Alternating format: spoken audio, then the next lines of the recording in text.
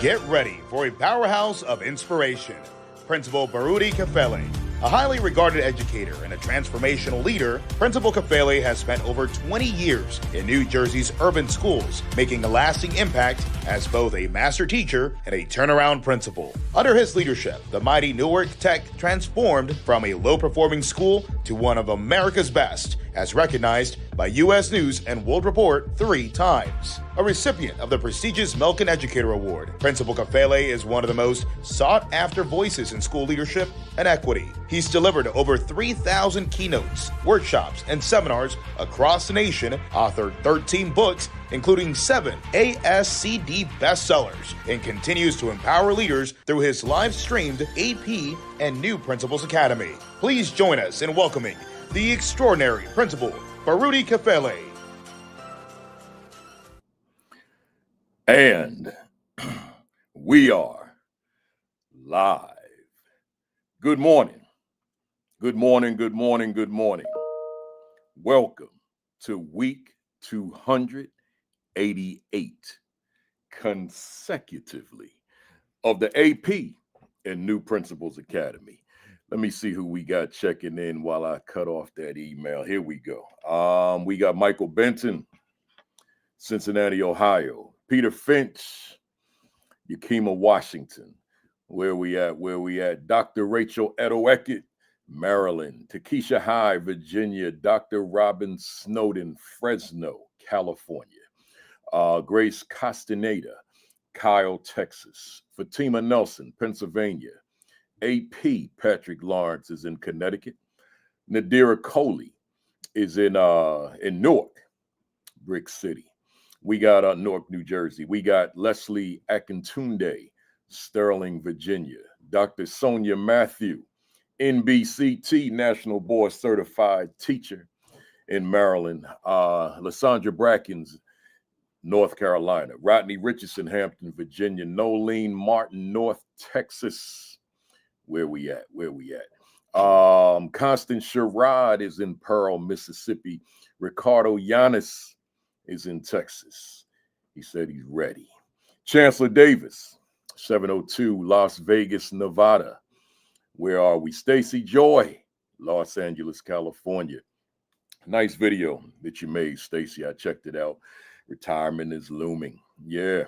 Edwin Garcia is in Passaic, New Jersey. Where we at? Principal Otis Kitchen, Tampa, Florida. The queen of the castle, Kimberly Broughton Kafele, is in the building. John Herricks, Denton, Texas. Claude C., Orlando, Florida. Haley Elaine Couch, my milking sister, is in Norman, Oklahoma. Dot McKeever Jeter, retired Principal Dot McKeever Jeter, Calumet City, Illinois. She keeps a lot of you all alert that we are on, and we thank her, we praise her for that. So I appreciate you every week with all the platforms. Dot, thank you for that. Nicole Cornelius, she said good morning. Charlena Hottie, Norfolk, Virginia. Yeah, Haley, that's 288 consecutively. Where we at? Janine Wilkins, Separano Wilkins, Alaska. She got up early. She's gonna be on the platform later, but that's one of my buddies out there in Anchorage, Alaska. She's doing her thing. Tara Woodard, North Carolina. Dina Freeman, I see you. Queens, New York City. Where we at? I'm getting ready to shut it down so we can get going. I got a lot of notes, y'all. David Bell, Benton Harbor, Michigan. Dominique Lope, Kyle, Texas. The good doctor, Marcus Jackson, is in the building. He said, "What's up, brother? I'm gonna let you know what's up in a couple of minutes, man. Whole lot of things up, man." Look where we at. I said that one. Tony McClenny, Battle Creek, Michigan. Where we at? Dr. Sheikah Houston is in the building. And speaking of Dr. Sheikah Houston, let me just mention the Fantastic Four. Starting off, Sean Hurt doing his thing always on Saturday at 10 o'clock, and then followed by Create and Educate, Dr. Sheikah Houston, Dr. Tammy Taylor, and then followed by AP and New Principals Academy with yours truly. And then we rounded out on Sunday at 6 o'clock Eastern with the PGP podcast with Josh Tovar and Dr. Madi Moreno, right? So that's the four of us. Saturday in isolation, we call it I forgot what we call it, man. It's Super Saturday, right? I had this sensational word in my head, but Super Saturday, and then we go on and round us out to the Fantastic Four. Sensational Sunday. That's what it was. Yeah. All right, y'all. Let me get a couple more. I see the Queen, Jacqueline Harriet. We all call her the Queen. We see the Queen of Nova Scotia, Halifax, Nova Scotia, Black Educators Association, doing her thing. Good to see you. I hope to be up there next year to join the fam, Jacqueline. Where we at?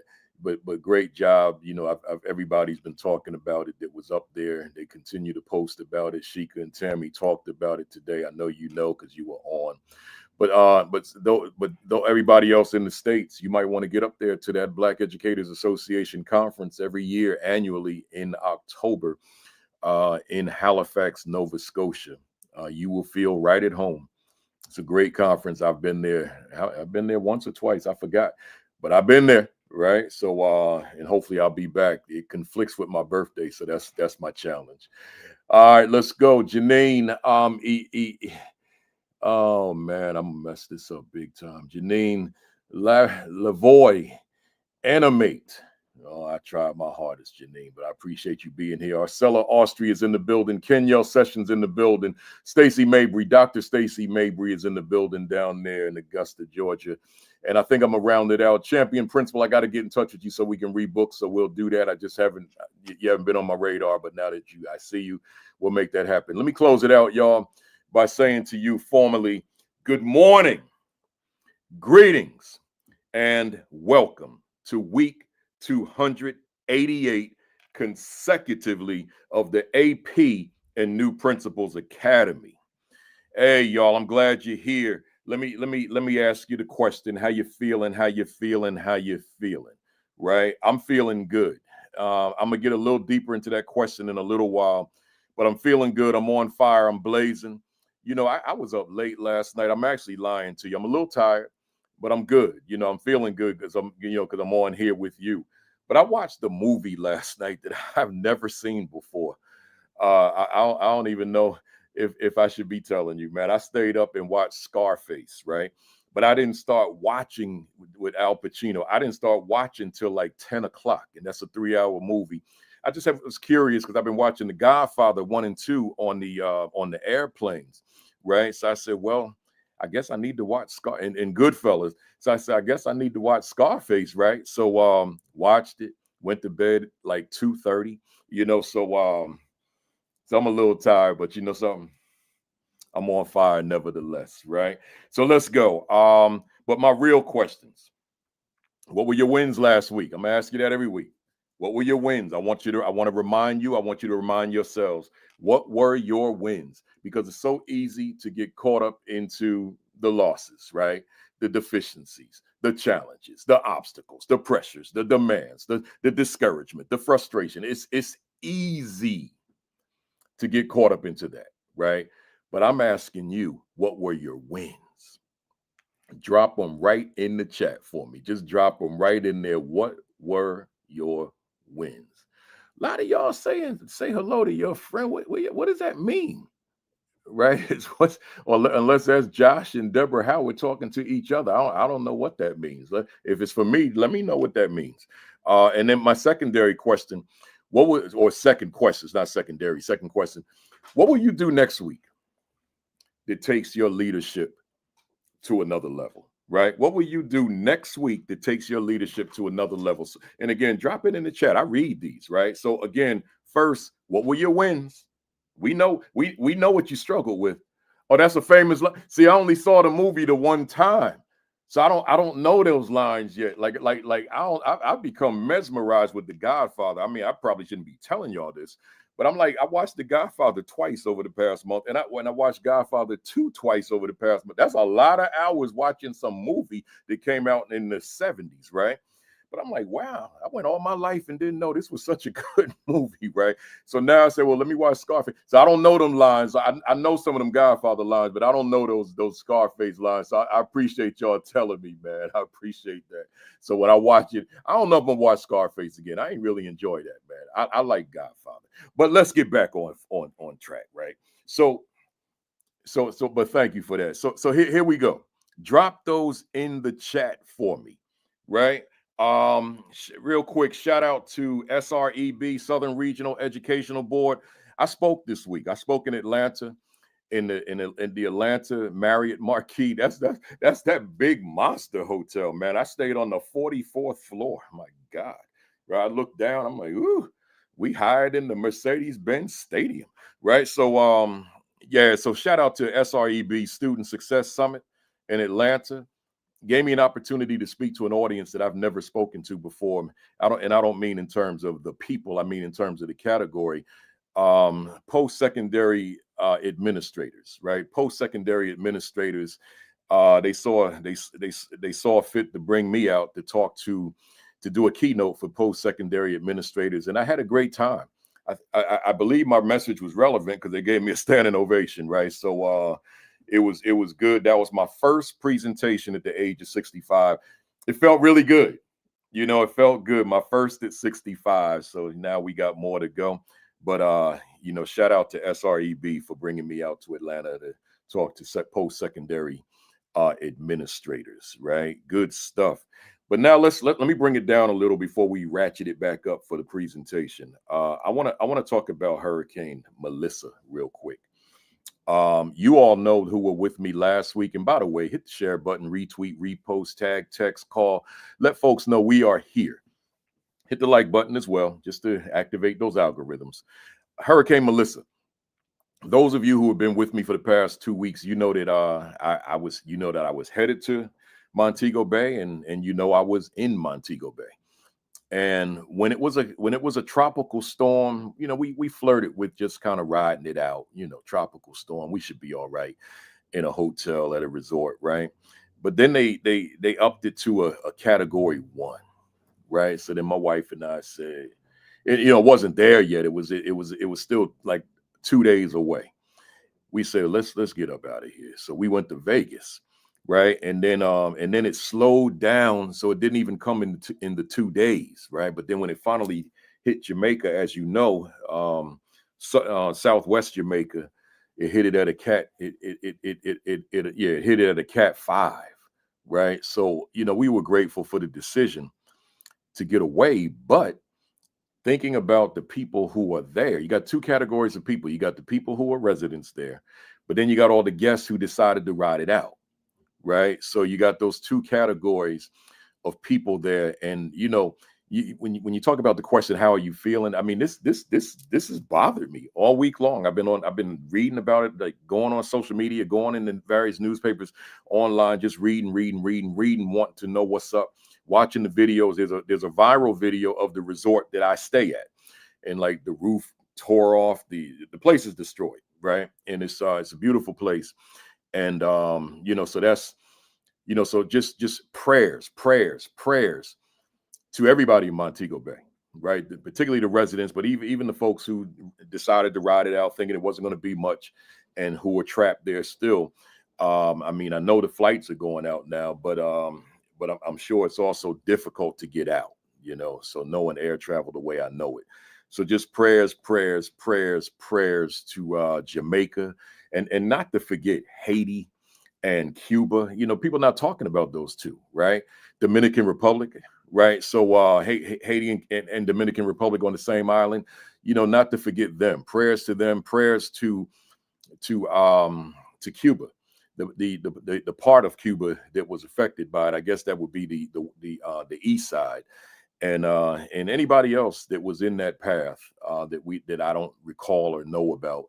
Just prayers to the victims of Hurricane Melissa. I might also say prayers to the folks who were victims of just the bad storm. Maybe it was the remnants of the hurricane right here in this area in the New York, New Jersey area. I know that there are 2 deaths, people trapped in their basements, but the flooding here in this area, New York in particular, was so bad that cars floated down the street in Brooklyn, New York City, right? I said cars floated, right? So the water was that bad, the water was that high. So just prayers to people that are being impacted by this bad weather, that's being impacted by climate change, right? So that's one. So I'm talking about that. I'm gonna get to my topics, y'all, but sometimes some things just need to be said. On the second, I want to talk SNAP and WIC benefits, right? SNAP and WIC benefits, but I'm not going to get into the politics of it. I want to get into it as it relates to school, right? If I'm a principal right now in the school districts that I worked in, then that means probably my entire schools are impacted by what's happening right now with the government shutdown, right? As it relates to SNAP and WIC. Now, I know what the judges said yesterday, but I don't know when or if that's going to go into effect. I have no idea. The last I heard, the judges said that those benefits had to be distributed, but I don't know where that stands now because I haven't seen anything since midnight last night, right? So, but I'm thinking about you all, and this is why I put it in my notes. I don't think I need to say this. I think you all know this already, but just take it from your brother who's probably older than 99.9% of you. Keep in mind that if I'm coming to school and I'm hungry, and let me say this to you. I know that there are food pantries all over America, right? So it's not like there's no access to food. I know there are food pantries all over America, but imagine to gain access to the food in the food pantry, you've got to stand in a line for 3, 4, 5 hours, right? Then you're still going to be irritable. So just imagine that that's the reality of students in your school, right? That this is my reality. We rely on SNAP. My mom relies on WIC, that type of thing. And now I'm coming to school. I'm not myself. I'm irritable, right? I'm dealing with something that I've never dealt with before. You got people like, you think about Jamaica has always made reference when it comes to hurricanes. Jamaica has always made reference to Hurricane Gilbert in 1988. Always, like that always comes up when with a hurricane conversation as it relates to Jamaicans, as it relates to the Caribbean. Well, Melissa surpassed Gilbert in strength, right? Wind speed. But here's the thing. You got to, obviously, because of age, you got a lot of Jamaicans who heard of Gilbert but never experienced Gilbert. They weren't born yet, right? So now you think about, I'm using that analogy to talk about this. So here we have a government shutdown, but you got young people and young families that don't know about government shutdowns that lasted this long. Well, the one that was 35 days before, but prior to that don't really have any point of reference as it relates to that. So now here they are. Wow, we don't have access to going to the supermarket and buying food for the month, right? So I want you to all to consider, and as you talk to your teachers, because remember, you could have teachers in your school who are so far removed from this reality that they really don't understand it. So there's a need. In fact, there could be leaders in the same predicament that are so far removed from it in terms of their own backgrounds and experiential backgrounds that they can't necessarily relate to this reality for families. So there's a need to learn all you can, read all you can, but make sure your teachers and staff are fully aware and understand what it is. Because you have young people who are impacted by that directly, but you've also got families, you got parents. So now youngster came to school unprepared and you calling home about the fact that no homework was done. You think that parent wants to hear that right now? Right? You calling home. I mean, if extreme situations, egregious situations, I get it. I get it that you may want to call home, but watch your tone, watch how you word whatever it is you're going to say, because you got parents right now who, again, I might have to stand on a long line. I was getting ready to say a long A line, but we'll keep it PG, a long line, right? So keep that in mind. Parent may come to school for whatever the reason and not be him or herself. And maybe take the frustration out on you, right? Right. Don't own that. And I'm just speculating, man, but don't own that. Just understand. Put yourself in those shoes and ask yourself, how would I function under a situation like this? A situation, so we talk again, I'm not gonna get political with this, but a situation like this where we don't even know when this is going to end. We don't know if this is going to end in 2025, right? And then parents, families are reading the papers, knowing that they are taking advantage of the Affordable Care Act and the revisions that were made under the Biden administration, knowing that those revisions are going to expire at the end of this year, right? So now, again, I don't want anybody jumping on this thread, getting political with me, because that's not where I'm at. I'm still in AP Principals Academy mode. I'm talking about the reality of families. So now I don't know how I'm going to eat, right? Or feed my family. And now I don't know how I'm going to ensure my family if the Democrats decide to cave in. That means your health benefits could skyrocket, including mine, by the way, right? So I want you to keep that in mind as you engage with families, right? So the homework not done, the parent may not be interested in that conversation right now. I don't know. Maybe they might be. But just know that the plate is a little fuller than it normally would be. That's my whole point, right? So just keep that in mind as we forge ahead. Hopefully, this will come to a head very soon, and it'll be favorable to the folks who need it to come to a head the most, right? But I tell you something, fam. This whole conversation I just had with you, this is part of leadership. We don't get this part in grad school, right? We don't get this part in grad school where we're talking about what happens during a government shutdown and the families of the children that attend your school do not have access to food, that they have to go to a pantry. Can you imagine, like, when the weather gets colder and if they have to stand outside, maybe they wouldn't, but just hypothetically they did, and now they got to wait outside. Can you imagine that the car is not near the front of the line because there's no parking spaces there? So now you in a line that's a mile long.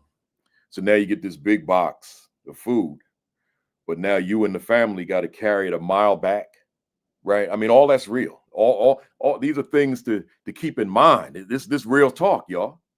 I didn't plan to be this long with this, but sometimes I got to go with the spirit, and the spirit is like on me right now to keep. I'm not even ready to stop now. I go with the spirit, man. Right? So I'm saying to you, particularly teacher, that this is not your world. Like, you from a different world. Let's keep it real. Leader, you from a different world. You all you know is privilege, right? Let's keep it real. So your world is privilege, right? So Peter Finch used the right word, empathy, because despite all that, we still don't want you to sympathize. We want you to try to empathize, put yourself in those shoes and say, all right, I get it, right? You might, one of the things that you might want to do is you might, like, I was thinking about this, and I might even do it myself. You might want to adopt a family. Like, the average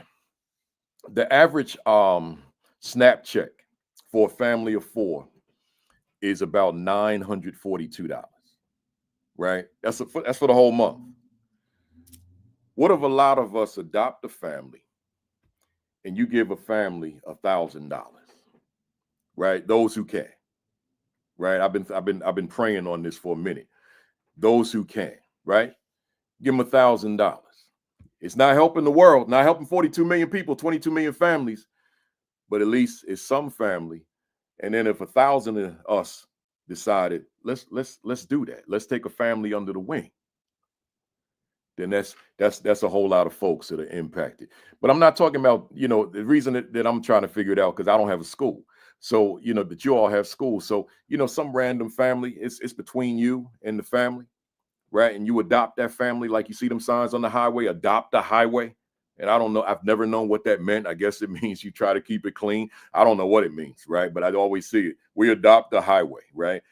Adopt a family, right? Adopt somebody. But the bottom line, this is real. I'm not going to get political. And if anybody on there accuse me right now of being political thus far, that means you don't hear me. And it's probably because of some privilege that you got, that you can't hear me. Right? Because if there's anybody on here right now and you said, man, he being political today, that means you got something in your ear that's blocking you from hearing my words. I don't use this platform to be political unless there's something that I just need to address on that level. Here, I want to keep it educational.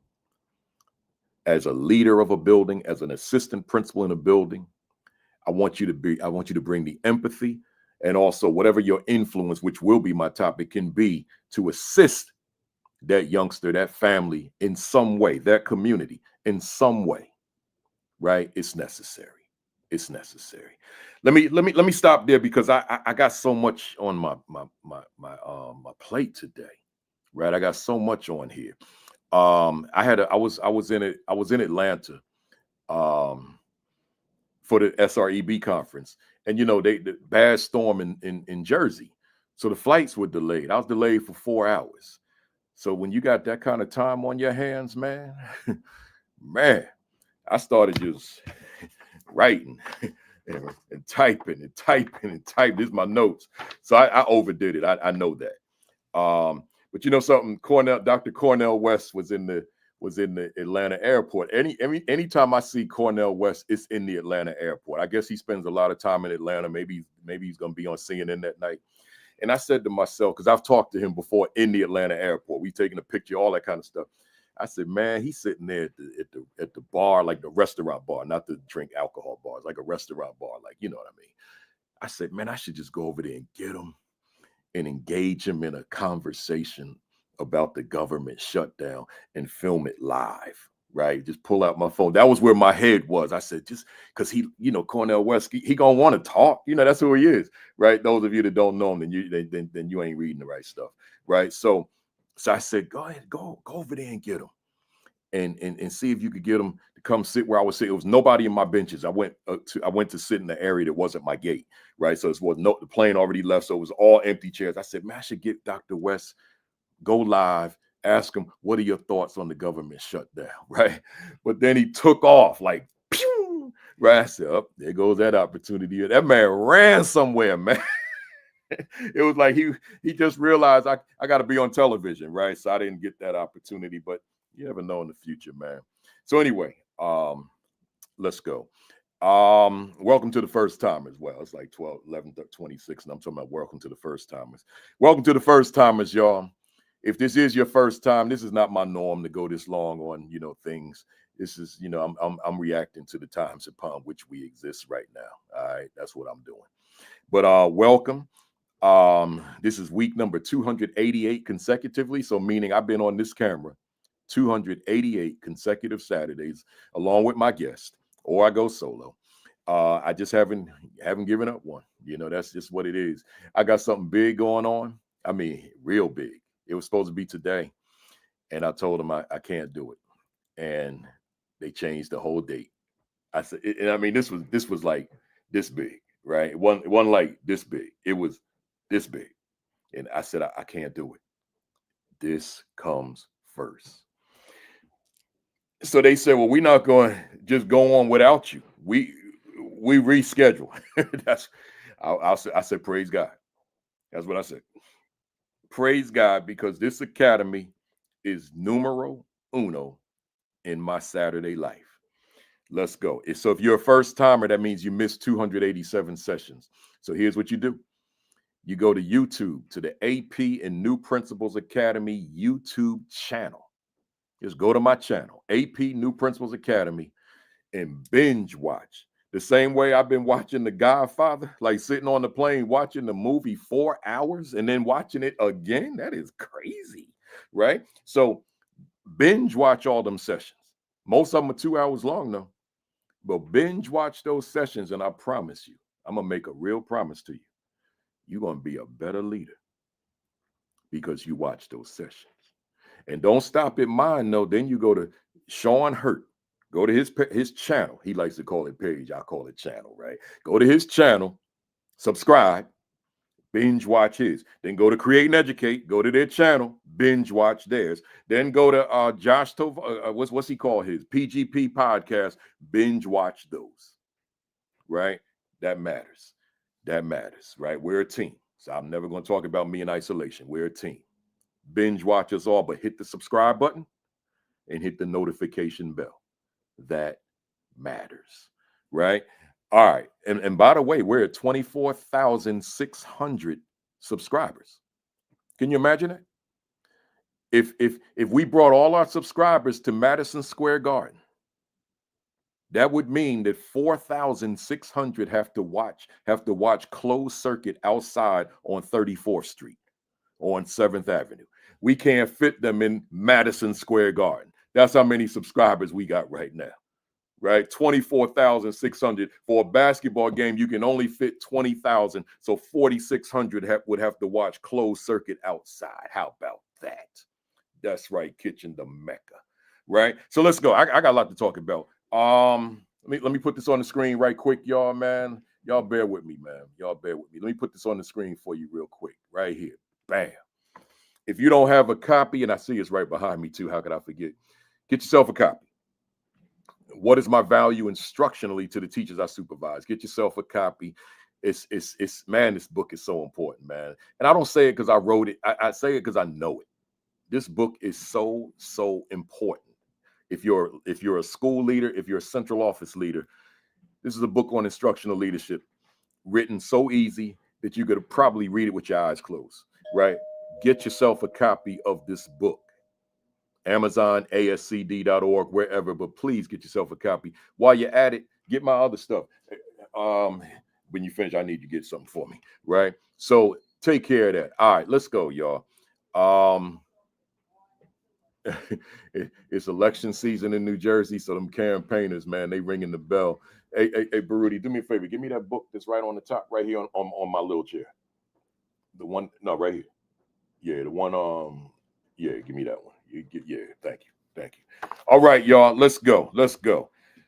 See, the good thing about when you do these podcasts and live streams at home, it ain't like TV. You could actually be distracted, right? I'm telling you right now, I'm going solo. I'm just gonna be brutally honest with y'all.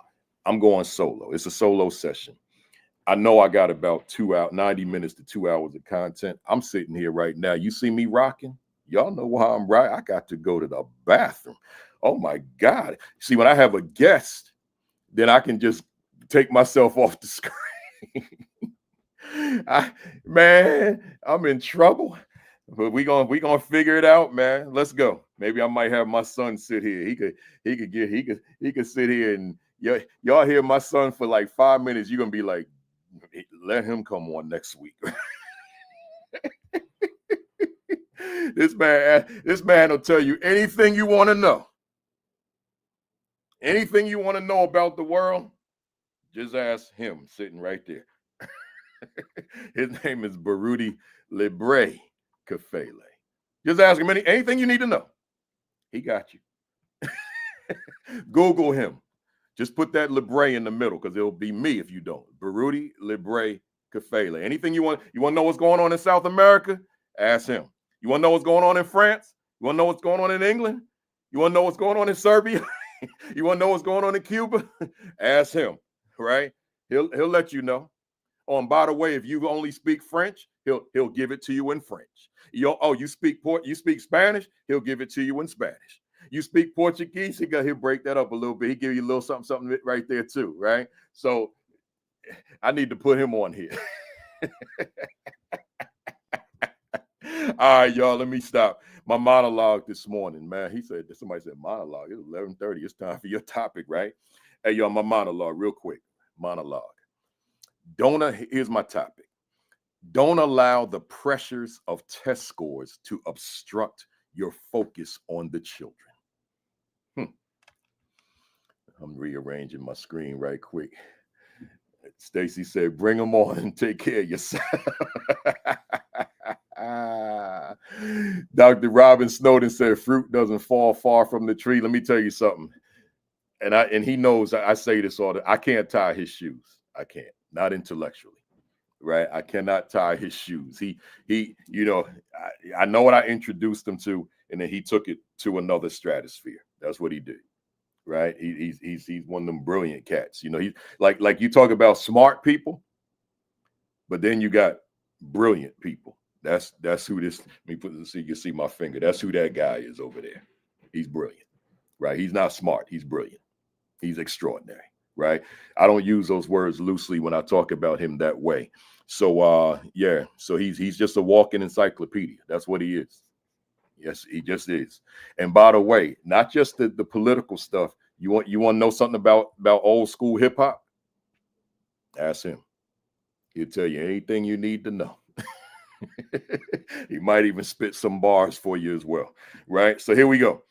Don't allow my monologue today. Don't allow the pressures of test scores to obstruct your focus on children. Right?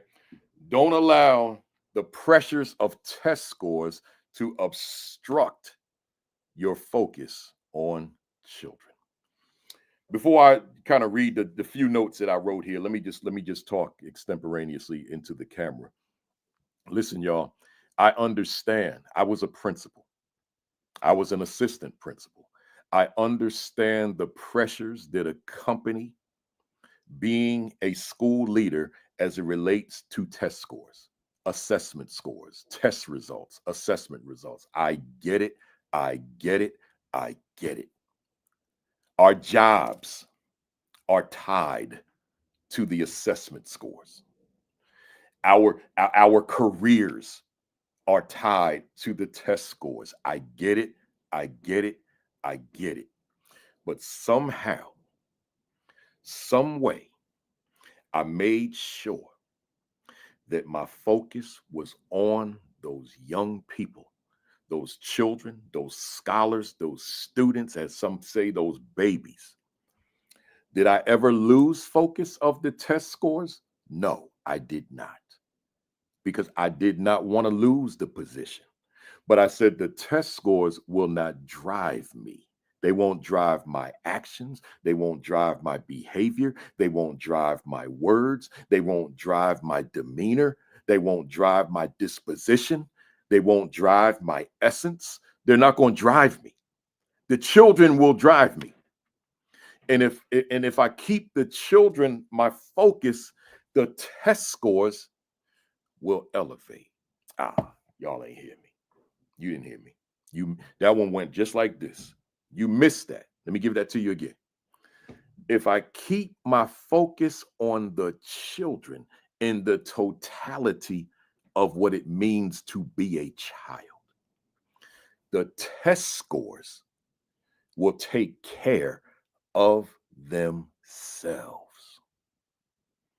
I hope you got that.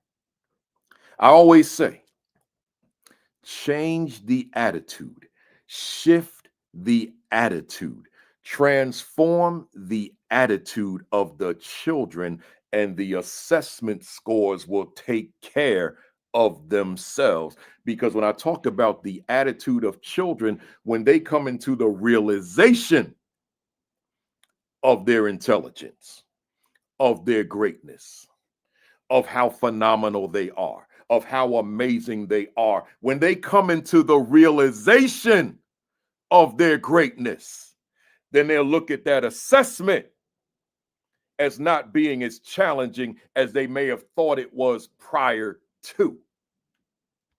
So I'm saying to you once again that the score, that cannot be your primary focus. The children must always be your primary focus. So with these few notes I wrote while I was sitting in that airport for 4 hours in Atlanta. Number one, I got 5 quick points. Instructional leadership matters. Inclusive of leading the effort of creating a culture for instructional leadership. Now, I'm not saying a school-wide culture. That's a different conversation. I'm saying a culture of instructional leadership. So that as you have a culture of instructional leadership, you're able to be instructional leader. You're able to be instructional coach. And you've got teachers who are willing. No, I don't even like the word willing. You got teachers who are welcoming of your coaching. Yeah, I like that word better. Who are welcoming of your coaching. See, I'm saying to you,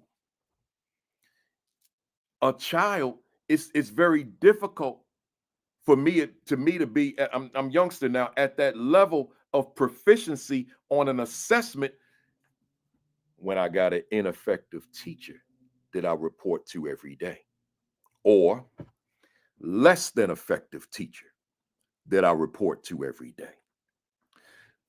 But how do I even know outside of the grades I give that it's me and not them?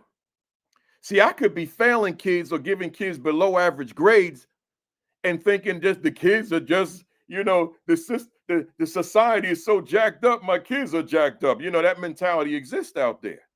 So teachers not taking ownership of the fact that youngster is failing in large part because of the quality of instruction in that classroom.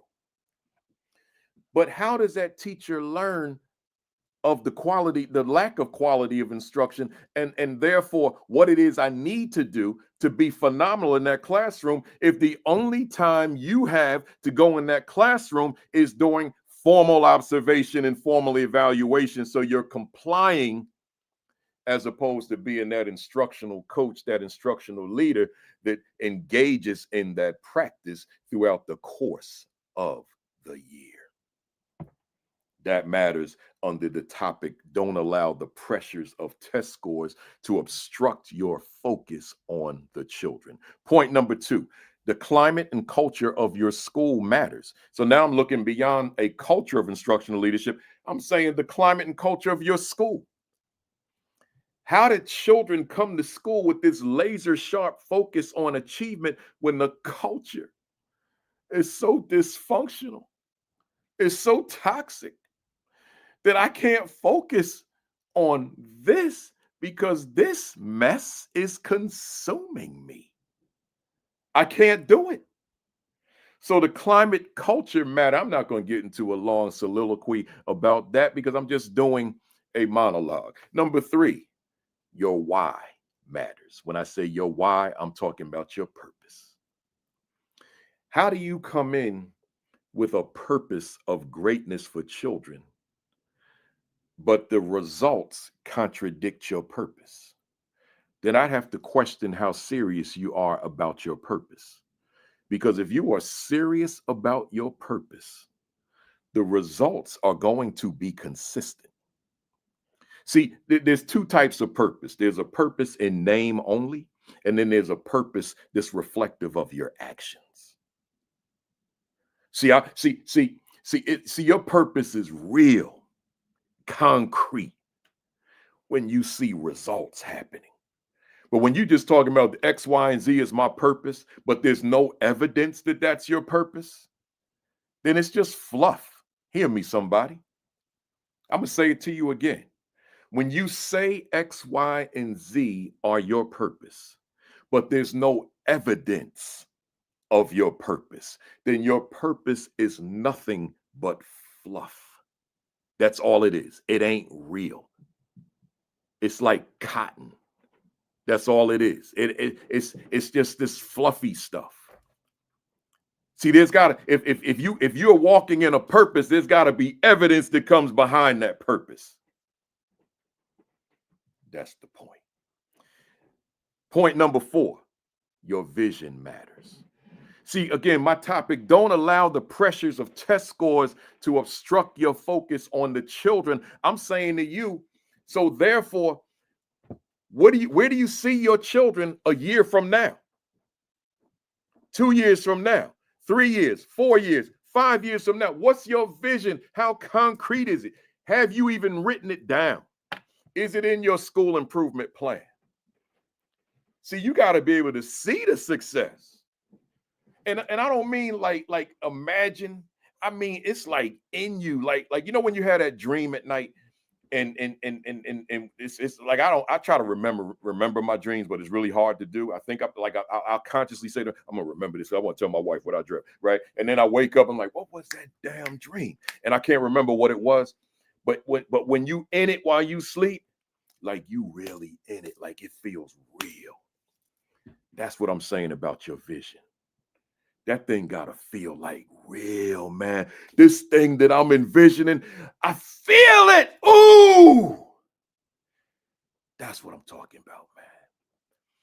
You don't. It's not just a vision.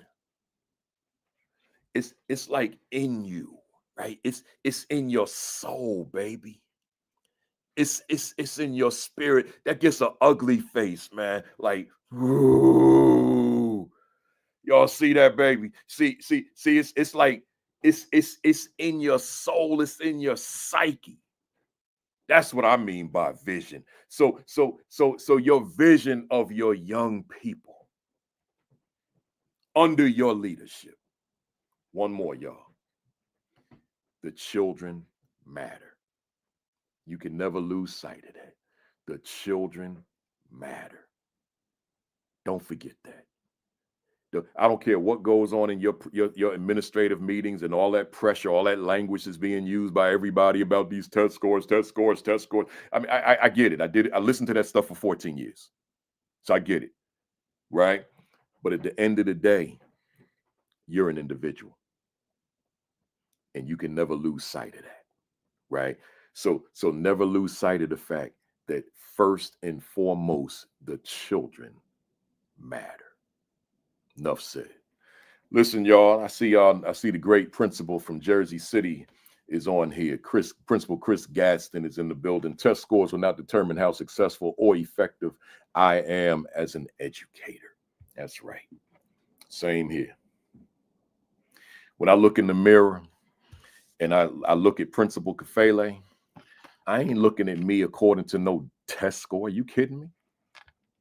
Because see, I reflect back on my work all the time, right? I'm always reflecting, but you know, because 14 years of principal, you think I can like push that to the side somewhere? No, it's in me. And then having had embraced the name, the title principal as my name, Principal Kafele, then I'm going to think principal all the time, right? So when I'm looking in the mirror, like you know, when you're on these lives, you see yourself. So it's like you're in the mirror for 2 hours, right? It's like I'm not seeing no test scores. I'm seeing my overall effectiveness as a school leader. That's what I see. Hey, y'all, let's get into this topic. Do me a favor, hit that share button, hit that retweet, repost, text somebody, tag somebody, hit up them Facebook leadership groups. Like, make sure you like. And you know, people always say like and share. I'm being a little bit more specific on that share, repost, retweet, all that stuff. Let them know we are here. You know, one of the things I'm noticing as I transition, I'm a student of the educational podcasting field, right? I'm not just like me. I do this. I'm a student of this, and I check out what other people are doing. And one of the things I'm noticing is that with a lot of folks that do this work, the numbers are not what they should be, what they have been. They're low. They're lower. And I'm talking about folks that I don't even know, or folks I know kind of loosely, and then folks I know well. Folks are not tuning in the way they should, and I get it. I tell my wife all the time because people are so tired, they're so burnt out, they're so overworked. You know, I read these you know, those leadership Facebook groups, and I'm not going to share stuff that they say because then that would be like I spy on them and then I report out to you. So I'm not going to do that. You join those groups, and I see some stuff. I'm like, ooh, man, the people are overwhelmed, man. The people are, you know, just folks are just inundated, overwhelmed. But I'm gonna say this: despite that, you still got to tune into these platforms to get that inspiration that may not be coming from anywhere else. So that's why I try to not just be informative with this, but I try to keep it inspiring as well. So make sure that you're locking in, you're learning.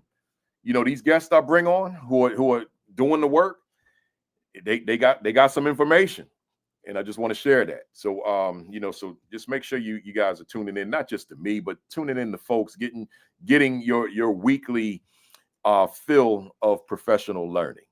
Enough said. My topic today: how is your influence being felt throughout your school? You'll recall last week was part one. I titled it differently, but it's really part two of the same.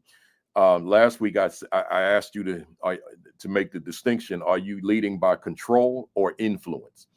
And I think that was really a powerful session. You know, as I reflected back on it, looked at some parts of it, I felt proud about that session, making that distinction between leading through control or leading through your influence, right? So here is a part two, but I wanted to word it differently. How is your influence being felt throughout your school? How is your influence being felt throughout your school? And last week, we were really rooted in two broad questions. How does my leadership influence my school's brand identity? And then how does my leadership influence my school's mission and vision? So that was last week, and I spent the 2 hours. I'm going to try not to do that long today since I did so much preliminary today. But we'll spread this into December. But today, depending on how far I get, my broad overarching questions: how does my leadership influence my school's climate and culture? And how does my leadership influence the social emotional needs of my students, right? So let's jump into it. I need to just switch up a screen right quick because I'm gonna put some stuff on the screen this time for y'all. So again, how does my leadership influence my school's climate and culture is the overarching question for today, coupled with how does my leadership influence the social emotional needs of my students? So I got a question that I want to ask you. And the question is, you know, we talked about, I'm going to start with the first one with climate and culture. My question is, what is meant by school climate and what is meant by school culture? I'm literally asking you that question. You feel free to drop it in the chat. What is school climate? And what is school culture, right? What are they? And see, I asked that question because if you have 25 people on a stage on a panel discussion, that would be a real large panel, which would probably bore everybody, including the panelists. But just for the sake of our discussion, and you ask each of them, define school culture, define school climate, you'd probably get 25 different responses, because it means so many different things to so many different people, or there's just so many different variations, so many different nuances to what it is and what it is not. So for me, as most of you know, I tend to define words. That's just something I do. I've been doing it for a long time. And I said school culture, you know, you figure, you listen to these definitions that got all this nuance and variation. And I took all that and I said, hey, here's what I hear when I hear that: how we're living in the building, period. How are we living in the building? How are staff relating to staff? How are students relating to students? How are students relating to staff? How are staff relating to students? What about the systems that we have in place? How is the leadership? All these things.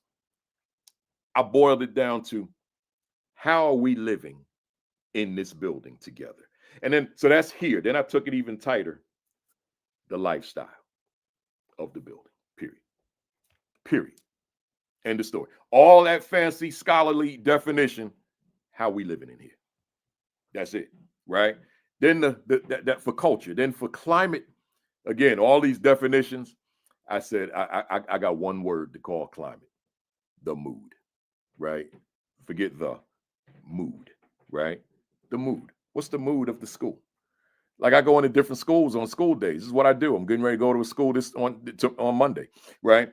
And when I walk in the building, I want to gauge the mood, right?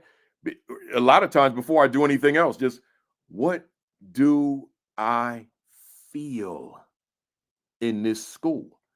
What is the temperature of this building? What is the what is the weather of this building, right? So I just want to take that in. And sometimes I say, ooh, this school is in a bad mood. The mood's not good here, right? So the mood, it matters, right? So now with that as my question, and I'll put it back on the screen for you. As I'm on this right now, how does my leadership influence my school's climate and culture? I want to read something to you real quick, and I'm reading it out of this book, Is My School a Better School Because I Lead It, written by yours truly. You can get your copy at Amazon or ascd.org. But let me read you something real quick. Put your ear to the speaker. When I worked as a principal, I had a quiet ritual that I would engage in every year. On the nights before, of, and following graduation, again, on the night before graduation, the night of graduation, and the night following graduation, I would enter the school's empty auditorium, sit where the graduates sat, and reflect deeply on the previous year as well as on the one to come, the forthcoming year. On the first two nights, foremost on my mind was whether we had provided our graduates with an adequate overall environment for learning that would allow them to succeed in the future. On the third night, that meaning the night after graduation, I would turn my thoughts to the incoming students, pondering whether our school's climate and culture was sufficiently welcoming while considering what adjustments would need to be made going into the start of the next school year. Finally, starting with that third night, I was obsessed with what students would see, hear, feel, and experience throughout their first day of the new school year and beyond. This ritual was important to me, helping bring closure to the current school year while also building a bridge to the next one. You want more? Get yourself a copy of that book. Let me get my get that screen cleared, and now let's get to it. Here we go, y'all. Here we go. So I want to elaborate on something that I just read in there where it said I was focused on what students would see, hear, feel, and experience. I've been talking about those four words forever. I call them my four intentionalities, right? My four intentionalities. And I say the intentionality of what students will see in school, in class, the intentionality of what students will hear in school and in class, the intentionality of what students will feel in school and in class, and the intentionality of what students will experience. So I got some questions for you. Let's go. Get your pen out and all that good stuff, your phone, your tablet, your computer. You know, I don't put everything on the screen because I don't want the client saying, send my check back. So I put as much on the screen as I can. And I'm gonna put a little bit here. So here it says, as it relates to your influence on the climate and culture of your school, what do your students see when they walk into your building every morning and throughout the day? What's key here to that question, as it relates to your influence on the climate and culture of your school, your influence on the climate and culture of your school, what do your students see when they walk into your building every morning and throughout the course of the day? I want to focus on 5 things that they may see, but let me just reinforce my context here. The intentionality, like this was critically important to me, not only as a principal, but it was critically important to me as a teacher. What are the students going to see once they arrive to my classroom? What are they going to hear? What are they going to feel? And what are they going to experience? Those 4 words drove me. So just to add to it, when I go to a show, like I went to see Earth, Wind, and Fire in Las Vegas last week. So I didn't have this conversation with my wife at all. I just didn't. But I had it with myself because I'm locked into those 4 words, those 4 intentionalities of. So I'm at the show.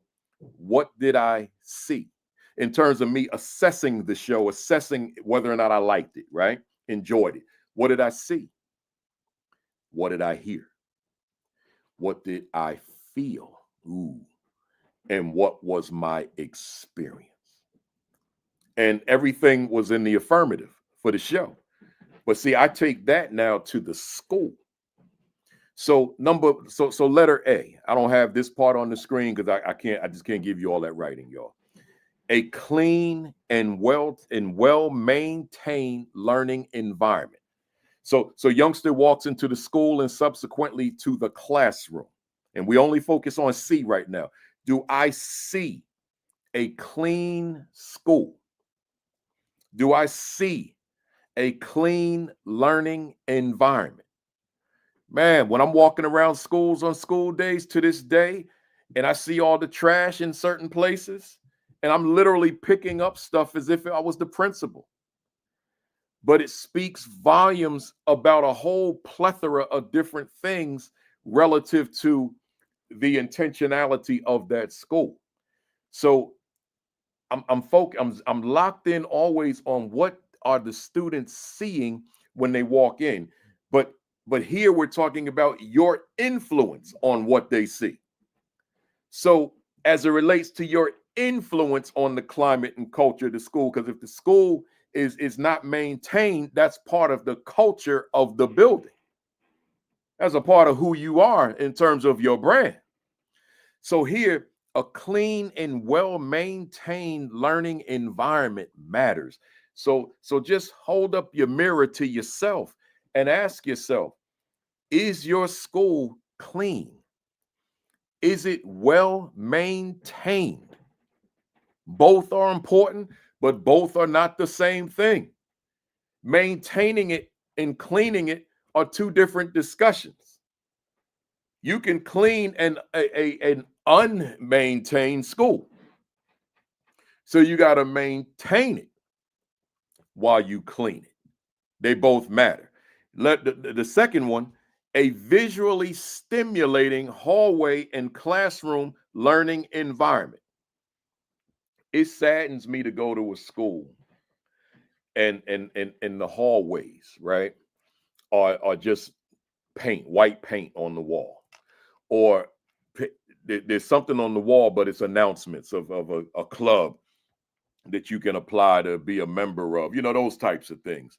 But what is it about that school, that those hallway walls first, that they're visually stimulating, right? The school is vibrant, which lends itself to the overall culture, I should say climate and culture of the school, because it's so visually stimulating. That matters. So think about your school for a second.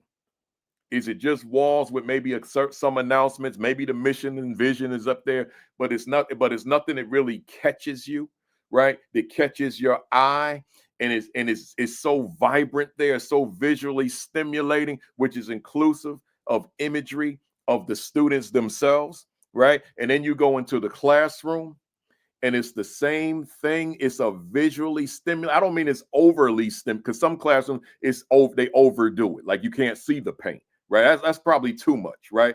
But I mean, it's something about it that sets it apart from all the other classrooms in the building, that distinguishes it from all the other classrooms in the building. It's so visually stimulating, but it's not all this commercial material that's on the wall. It's real, authentic stuff, because it's representing the students, right? It's their work, it's their awards, such as certificates. It's their goals that you've broken down in on postcards. It's their photographs of them working, catching them working, right? It's a room where the students are the stars of what's on the wall.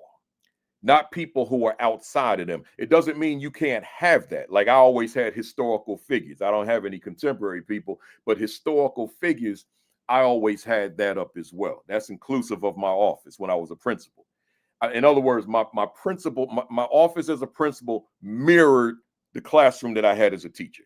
I didn't shy away from what I did as a teacher. So I had student work samples in the principal's office. Imagine that.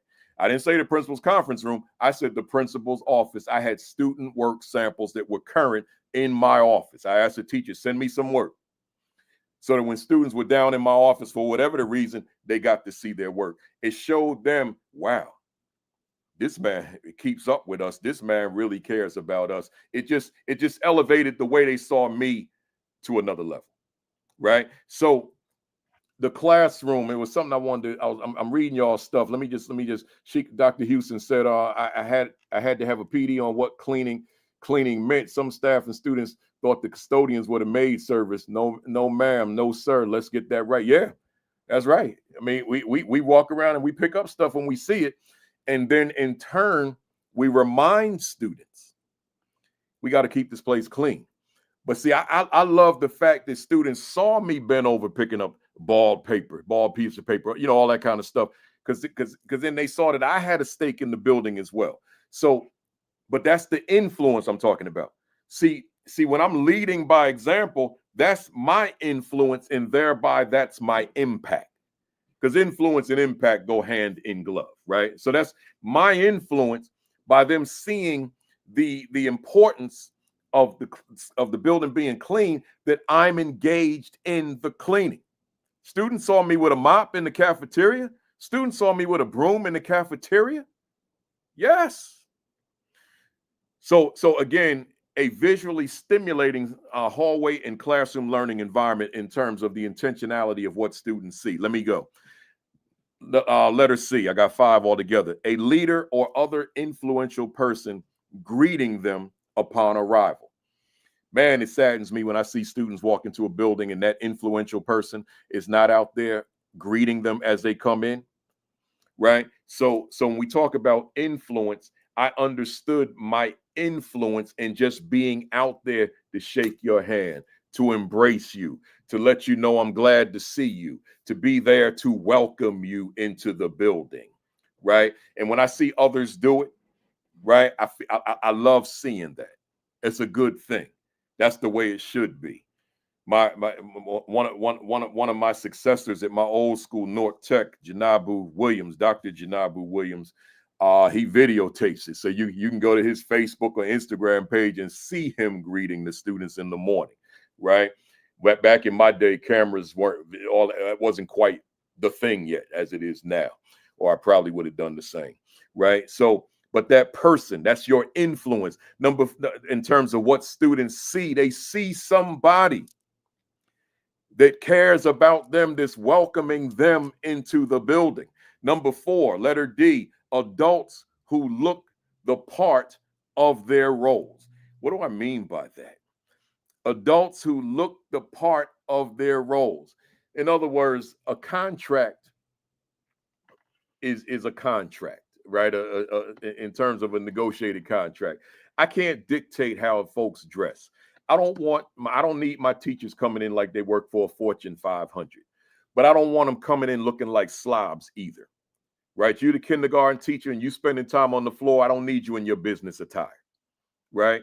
I'm a CTE school, so you're the plumbing teacher, you're the construction teacher, you're the whatever teacher, the welding teacher. I don't need you coming in like you the CEO at Prudential. I don't need that. But I do want you still looking like a professional, because your role is professional. What you do is professional. You are a professional. So therefore, I want adults looking the part of their roles. Again, I don't need you coming in there looking like you off to the corporation, the Fortune 500. I'm not asking for that. So don't accuse me of that. I just want whatever you wear. I just want you to look professional in it.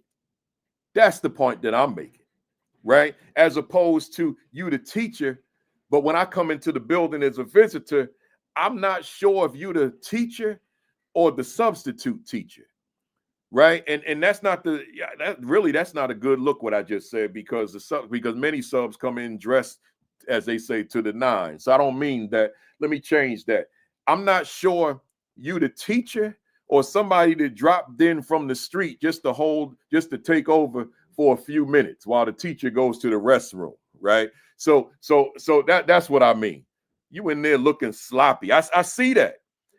And I'm thinking to myself, that can't be the teacher. And then it turns out that is the teacher. Like, man, this dude looks sloppy, right? Or they trying to sag, talking about the kids relate to this. What? So again, so my point, your influence relative to what they see. I want them to see us looking like the role, looking the part we're playing. So looking professional, coupled with this last one, adults who obviously want to be present via their demeanor. Can you imagine? Like, if you miss Create and Educate this morning, go back at the end of this and watch it. Their topic was quiet quitting. Once again, quiet quitting. And they were talking about people who are on the job, but they have quit the job while they're in it. They have quietly quit, right? So they were sharing some research from man, I even know this guy personally. I can't recall his name because I'm too locked into what I'm saying now. But anyway, listen. To quietly quit is to show up. Yeah, go to Create and Educate on Facebook or YouTube, right? And just watch the session. They come on every Saturday at 10:30, right? So if you missed that, you got to check today's. But Simon Sinek, yeah, I know him and his daughter, right? So you gotta go back and watch that where they talked about quiet quitting. So it's easy to come into a school as a teacher, as a leader, or any of the faculty or staff, and you're there physically, but emotionally, mentally, you didn't even show up. You're still home. You're still in bed. You're not walking in your purpose anymore. You're not walking in your why anymore, right? So I'm saying to you, adults who obviously want to be present via their demeanor, that's your influence. That's your influence. So your influence in your building, meaning your impact, has the ability to keep teachers and other staff fired up. Been in it for 10, 20, 30 years, and I'm still excited, that teacher says. I still want to be there. I still love walking into my building, and I still love walking into my classroom. And in part because of the influence of the leadership. Your leadership has made that entire building so pleasant to work in. See, you can't do that through control. That happens through influence. Those relationships that you forge, that presence that you bring, those systems that you lead, right? That influence that you bring. So again, those 5 I just gave you speak to the intentionality of what students see via your influence. Let's go to this second one. As it relates to your influence on the climate and culture of your school, what do your students hear when they walk into your building every morning and throughout the course of the day? Let's talk about it. I got another 5 for y'all. Number 1, a positive word as they walk into the building. Ooh. And I don't care who it is. I mean, if it's the principal, fine. If it's the AP, fine. If it's a teacher, fine. If it's security. But somebody, of course, you all know I love when it's the principal. But somebody they're saying something positive to young people when they're walking in the building. Not hurry up and get inside, not hurry up and get the homeroom. Where's that? Where's that? Because we're talking about young people in a positive environment. So having the ability to be in a positive environment. So therefore, I'm saying to you, let's let that begin as they arrive. That there's somebody that's just that quick word. Glad to see you. Glad to see you. You're looking sharp. You're looking good. You're looking healthy. You're looking like a winner. You're looking amazing. You're looking extraordinary. Whatever. Just those 2 words I just said with each one. You're 3 words. You're looking amazing. You're looking extraordinary. Or I can add a few more. You're looking like you're getting ready to do something big today. Whatever it is, y'all. She could say, fill those cups, as opposed to they come, hurry up, hurry up, hurry up. The bell's getting ready to ring. All that stuff, man. Come on, man.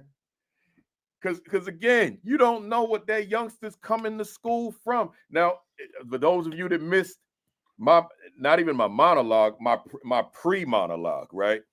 Talking about where we are, government shutdown, SNAP and WIC benefits being withheld, right?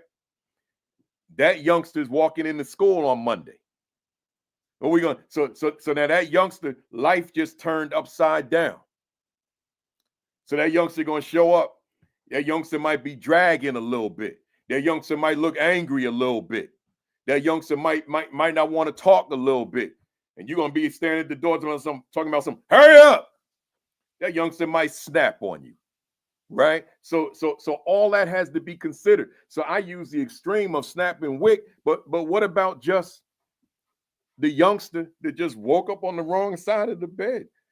Maybe your positive message, words, I don't mean message, words, might be all that youngster needs. But maybe, because again, we're talking influence, who are you traditionally? Like, who are you? That just your presence is uplifting. Just your presence alone. Oh, there's my principal. I feel a sense of hope now. I'm just glad to see her.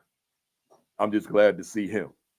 That matters. And if there's someone on this call right now thinking, oh, my presence, what difference does that make? Then you need to, don't sign off now, but when I'm finished, go find a quiet spot and do some introspection.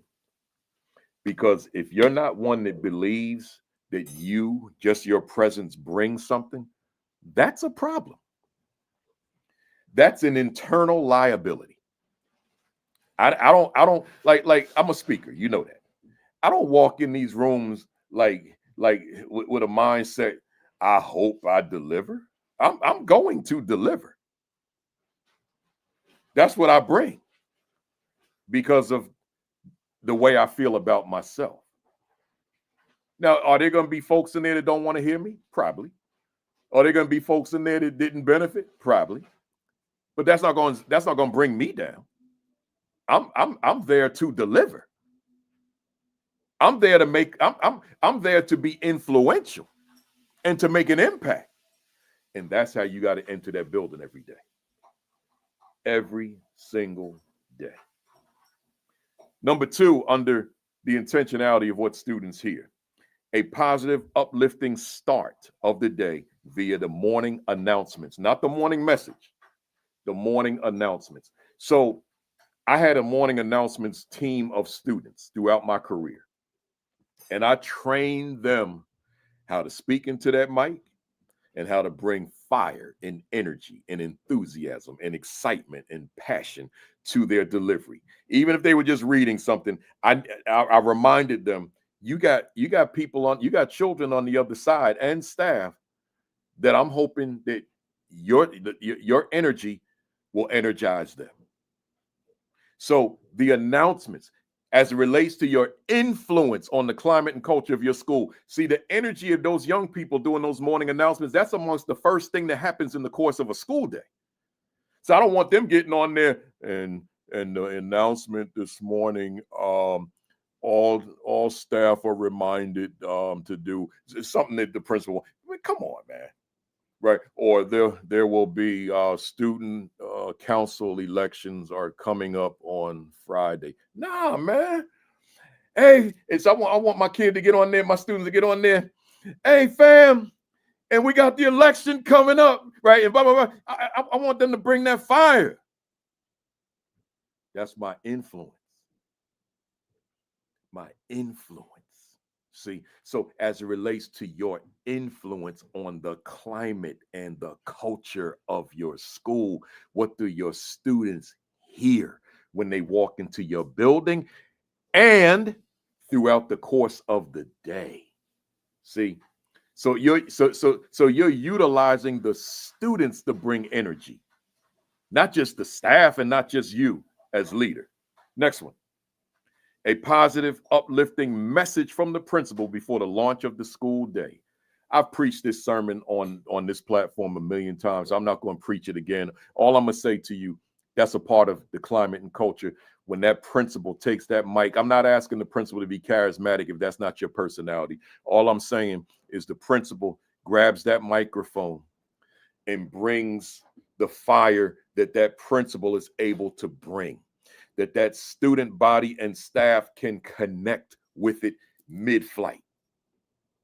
So here's the principal over here, here's the students over here in their rooms, and then here's your message. And then mid-flight, bam, a connection is being made. That's all I'm saying. See, that's important, right? I'm trying not to preach that sermon. No athletic coach sends the team onto the field, the diamond, the court, the ice, without their head coach having a final say before they go out. And then the game doesn't start until the head coach once again has the final say on the sideline. Well, how are we going to have school begin and the head coach, meaning the leader, did not have the final say before school begins? It's not good. Your influence matters. In this case, your influence through your message. Let's go. Number 4, staff. So again, as it relates to your influence on climate and culture of your school, what do your students hear when they walk into your building and in the morning, every morning, and throughout the course of the day? Staff being intentional about the words they use with students relative to maintaining a positive learning environment. Sometimes as staff, we don't realize the harm in some of the words we use. And I might change that to say, and I'm not going to change it, I'll add to it. Sometimes as adults, we don't realize the harm in our speech. Sometimes as children, maybe I might say oftentimes as children, we don't realize the harm in our speech. So as a leader, we're talking about your influence. You could have staff in your building that has taken that for granted. They've been in it so long that that's just not at the forefront of their thinking anymore. Well, then that's that meeting you need to have in your next staff meeting, where you remind them that their words have power. Their words carry weight. Their words can either build or destroy. I'm going to say that again. Their words, your words, can either build or destroy. Boom.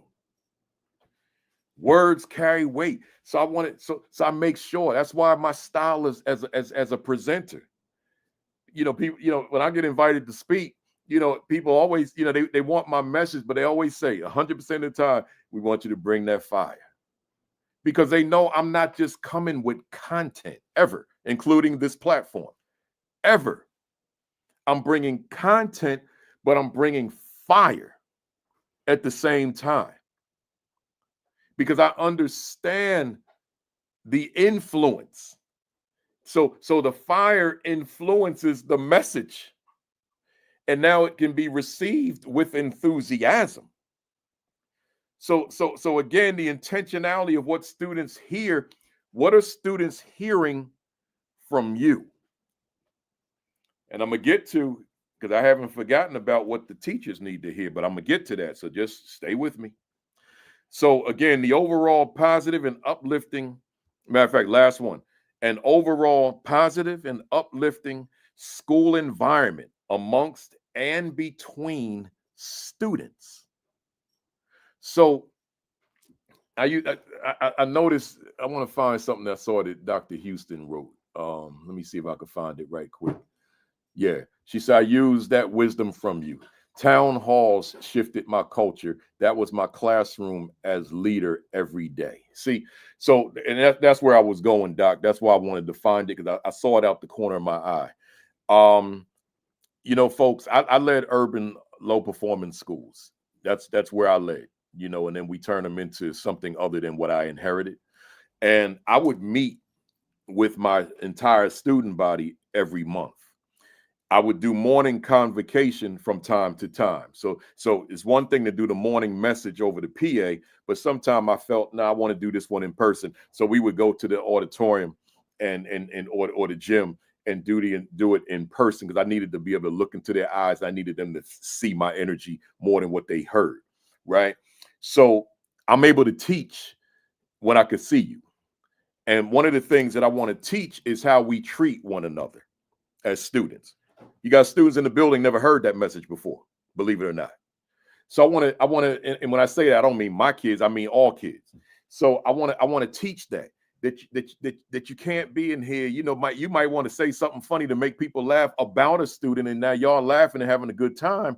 But I need you to think about the long-term implications to that laughing. And when I say long-term, this is literally me talking to my students. That long-term implication could be lifelong. Like, I don't mind telling you, I'm not going to tell you the source, but I'm going to tell you this. I don't mind sharing this with you, because I share it from time to time. I got baggage from when I was a little boy. You know, some little laughing that was done toward me that I'm not going to share with you where it came from, but some little laughing toward me that I carry. I'm 65 years old. This happened when I was like still in the single digits, like 8, 9, right? And I still carry that, because when I think about the person that did it, I can't separate it, right? So it's still with me. So when you laugh at somebody, when you ridicule somebody, when you tease somebody, right?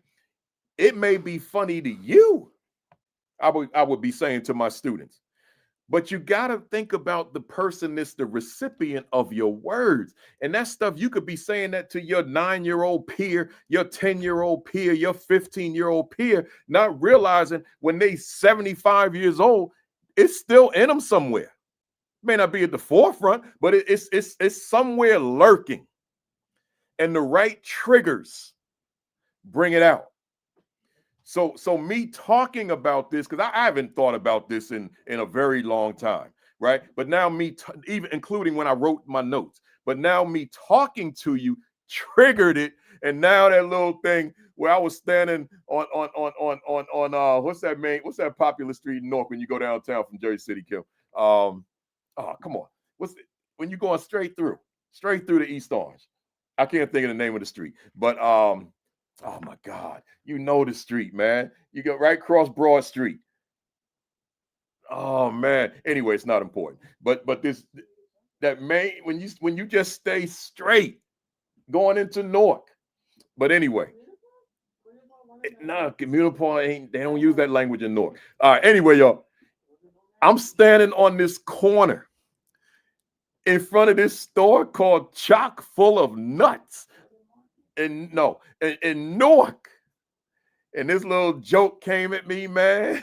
And it came from me from someone that shouldn't have been laughing at me like that. It's still there. I know my mother watching right now. She probably like sad I'm saying this. They ain't my mother though. But I know my mother sitting there right now. She like, man, he's still on that. Damn.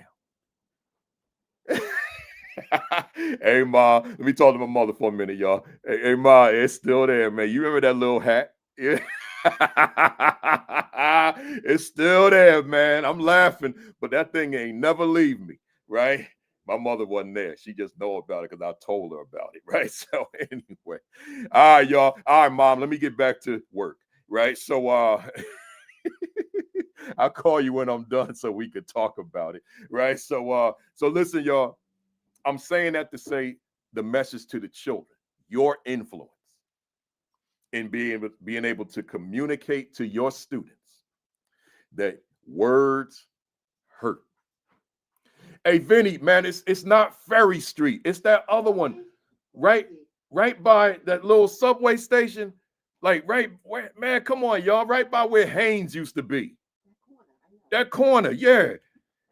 Right where you turn into Park Place.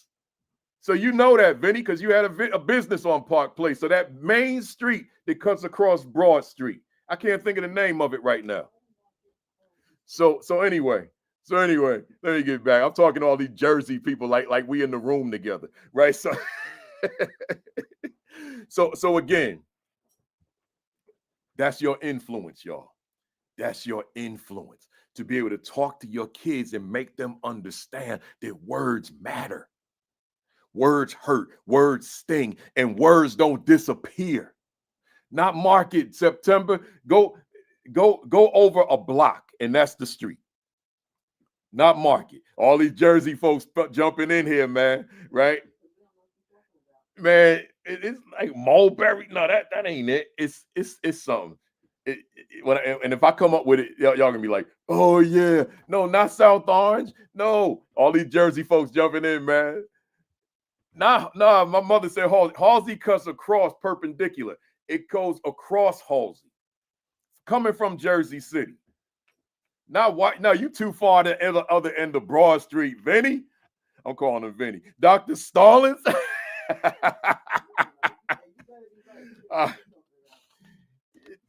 y'all don't know that street. Y'all give me every street but the right one. All right, let's go. I got work to do. I gotta get back to work.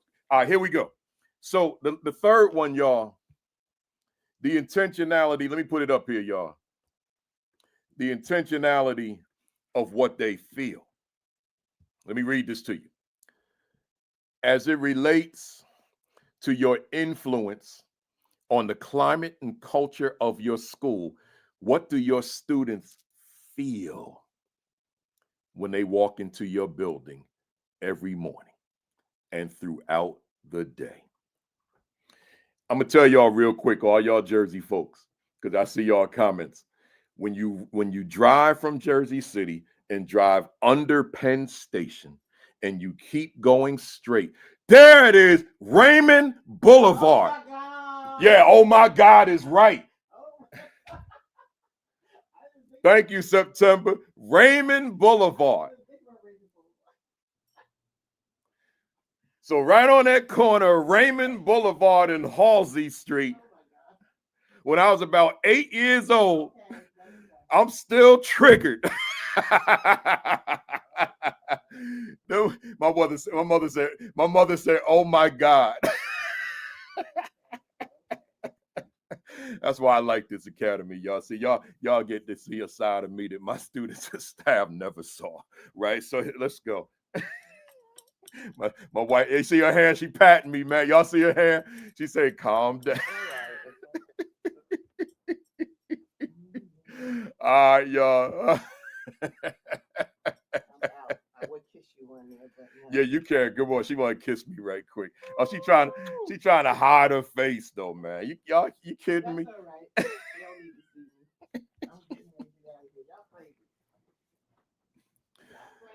Let's go. So as it relates to your influence on the climate and culture of your school, what do your students feel when they walk into your building every morning and throughout the course of the day?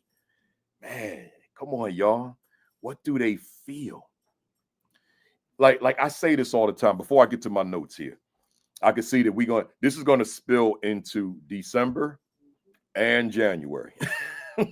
I got so much in here. When you're on a 4-hour delay and you just writing, this is probably like a book, right? So anyway, listen, y'all. I've heard it from young people that the school can be the worst. I got lipstick on my face, y'all.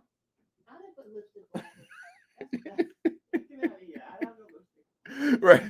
This school can be the worst time of the day. You've heard it and I've heard it. That the school can be the worst time. Like I'm good outside of school. But when I get to school, ooh, that's the worst time of the day. We've heard that. Well, I'm saying to you, let me read it again. As it relates to your influence on the climate and culture of your school, what do your students feel when they walk into your building every morning and throughout the course of the day? So I could say, what do they feel in that cafeteria? What do they feel in that auditorium during an assembly? What do they feel in that locker room? Right? I'm talking about places where the adult supervision ain't major. Cafeteria, locker room, auditorium, hallways. What do they feel? That matters. So what level of influence do you bring that increases the probability that I feel good in that school? Did I feel whole in that school? Did I feel complete in that school? Did I feel I'm somebody in that school? Here's even better. Did I feel like I can be me, even though I'm not like you nor you? I'm just me and I can be me, right? That matters. That matters. So here's my 5 bullet points. And then I'm going to end up with experience. And then I'm going to shut it down because it's only 12:34. I'm going to 1 o'clock. Here we go. A school climate and culture where the students always feel welcome and that they belong in the building. So therefore, I'm asking you, is your influence, I'm not saying you, the individual, there's nothing about this presentation where I'm talking about you, the individual. I'm only talking about your influence as leader. We're talking about your leadership. So what is it about your leadership influence that students, who, no matter who they are, no matter what their economics are, their socioeconomic status, right? In terms of what they can wear, because some of them kids walk in there like they rich, right?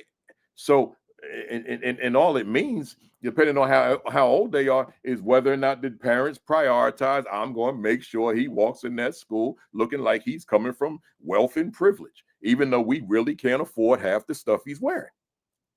My sons, they knew.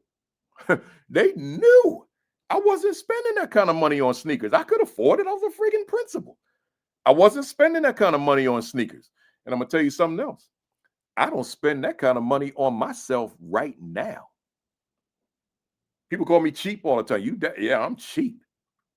But matter of fact, one of my sons refer to me as cheap. You got all that money, Dad. You don't spend it. No, I don't spend that money. That money's sitting there collecting interest for the next generation. I don't spend no money, man. Y'all know I finally bought a car. It's a little joint, man. It's a Mazda. I mean, I guess somebody say, well, okay, you got a Mazda, you spend some money. Yeah, but it's the CX-30. That's the smallest one they make, man. I got this little joint, man. You can't fit nobody in the back seat. Literally. I can't sit in that back seat. Right? It's little, but I love it, man. As soon as I hang up from this today, I'm going to jump right in my car and drive to nowhere. Just drive. Right? So I love that little car. So what I'm saying is, youngster walking around the building looking like you got all this money, right? Got all the jewelry on, got the expensive sneakers, got the latest shirts and pants and sweaters, pants, all that kind of stuff. But that next child, parents said, nah, we ain't doing that. we got to put food on the table. We got to pay this electric and gas. We got to pay for this water, right? We got to pay this rent. We ain't dressing you up in stuff you're gonna outgrow by next 2 months. It'll be high waters. So that parent made a different kind of decision.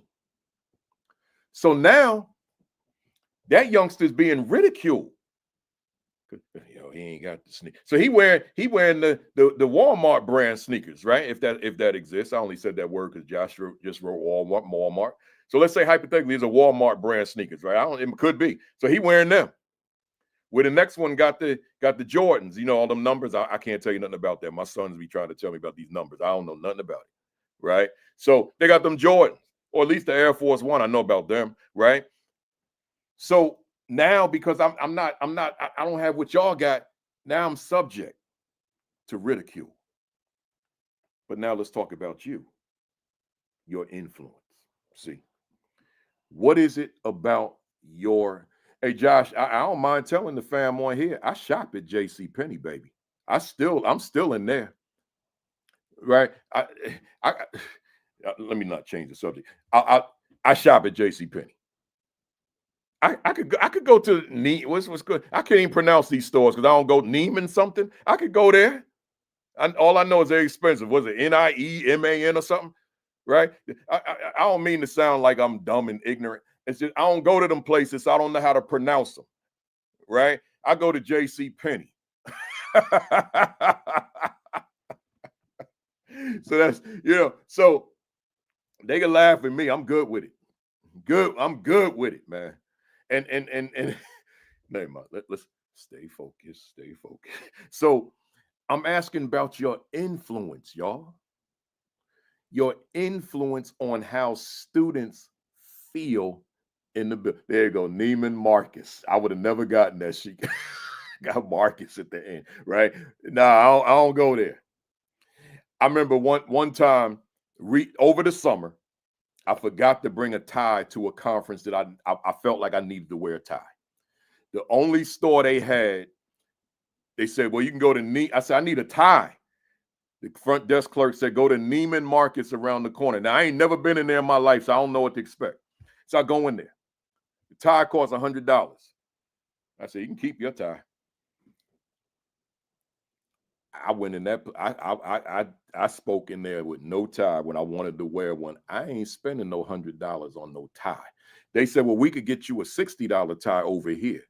I ain't spending no $60 on no tie. Are you kidding me? I'm maxing at $25. Somebody said, well, Kafele, you ain't gonna find no tie. No, J.C. Penney, I'll get a $25 tie. I ain't spending $60 on no tie. I ain't spending $60 on no belt. And I damn sure, I said damn on this one. I damn sure ain't spending no $100 on no belt and no tie. Hey, Ma, I'm gonna get back focused, right? Let's go. My mother's on here. So I'm talking about your influence. What is your level of influence that student can walk into that building via the climate culture, can walk into that building, and I can just be me. I can just be me. I could wear what I wear, what my parents provide, what my parents can afford. Vincent Stallings said he can confirm my cheap behavior. Anybody knows me knows that. I don't spend no money. Y'all know I ain't had a car in 6 years. That's why I love that one sitting outside. I be going, my family knows. I go outside. They say, where you going? I say, I'm just driving around Jersey City. I ain't going nowhere. I'm just driving. It's so nice to have your own car again. It's been 6 years. Where you going? Just around the block. Like I said to my mother, I think I might drive up the New Jersey Turnpike and back. Like, where you going? Nowhere. I'll just go up to exit 11 and drive back. Right? That's yeah, hey Vinny, she could say we need to bring you on, man. They need to hear some of our stories. They can't handle some of them, man. Anyway, so that's so let me keep going, y'all. School climates where the students can always feel welcome and that they belong. Number 2, a school climate and culture that doesn't produce stress and anxiety for students. I'm asking you, let me read that again. That gangster lean, don't get me started, man. Don't get me started. A school climate and culture that doesn't produce stress and anxiety for students, right? So I kind of leaned into that one on the other one, but again, I'm asking you, what is your level of influence? Because that's what we're talking about. Your level of influence that makes your impact on the climate and culture of your school. That a student doesn't have to sit in your school feeling anxiety, feeling stress, but instead I feel good about being here. I feel whole, I feel complete, I feel I'm somebody because of the level of your leadership influence. So I want you all in this context, I want you to think about your students. And every student, even if you don't know every student's name, you're not going to see a student this late in the game and you've never seen them before, right? So I want you to think about that student that may kind of roll by him or herself, right? That student that may kind of move by him or herself, or that student that may be very quiet and has gravitated to other students who are also quiet, or students that don't wear the expensive clothes, or students who are just not boisterous, whatever it is. And ask yourself, what is my level of influence in those particular children feeling very comfortable in my school throughout the course of the day? That matters. That matters, right? Let's go. Number 3, letter C. A school climate and culture that allows students to feel good about who they are. So I don't need to go deep because I've been kind of crossing my boundaries with these, but just I feel comfortable within my skin. I feel good about who I am, right? I know I had spent some time in my younger days not comfortable in my skin in all aspects of life, right? Certain aspects of life, I felt comfortable in my skin, but academically, I didn't. Like my man, Dr. Stallings is on here, as we call him, Vinny. I can share this much, and I don't even know if he knows this. He may know it instinctively, but it's never been a conversation. But when we were all in junior college together, the only one that was really serious about it was a large group of us, and the only one that was really serious about their classes was Dr. Stallings. The rest of us, we just kind of hung out in the student center doing nothing, just failing, being put on probation, all that kind of stuff, being put out, coming back, being put out again. That's the way I was living, and several others were living. But Stallings, on the other hand, the one that's on the Facebook thread, was always focused. He never lost his focus, ever. From back then when I met him in high school up until now, he never lost his focus, right? He was just focused on being the best version of himself. So academically, like socially, we were here, but academically, I didn't feel like I was in his league because I didn't feel comfortable in my skin academically at that time. Now, I never said to him, but I think instinctively he probably understood that, right? So it's like, so we the dugout. We just on the bench. It was a long bench, like a dugout bench, and we just sat there. Think about this: from 8 to 4. That's what we did. We just sat there, talking sports, looking at the young ladies walking by, all that kind of stuff. That's or maybe even speaking to them, right? That kind of stuff. That's what we did, right? So I'm not going to class because I'm not comfortable in my skin. I don't know what I got. I don't know that I'm smart yet. I don't know that I'm summa cum laude material, which is what I graduated undergrad school.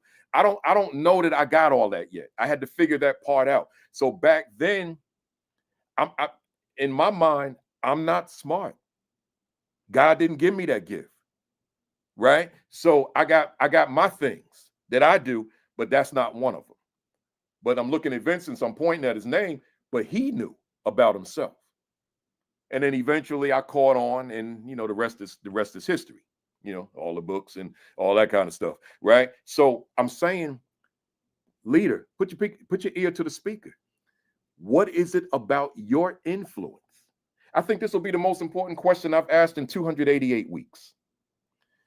What is it about your influence that captures the attention of a guy like me, that does not feel good about himself academically, that feels, to use my vernacular from those days, that feels dumb inside. Principal, what is it about your influence on the climate and the culture of the building that I can come into this school, feel good about me, but you have put structures and systems in place to help me to walk into my own?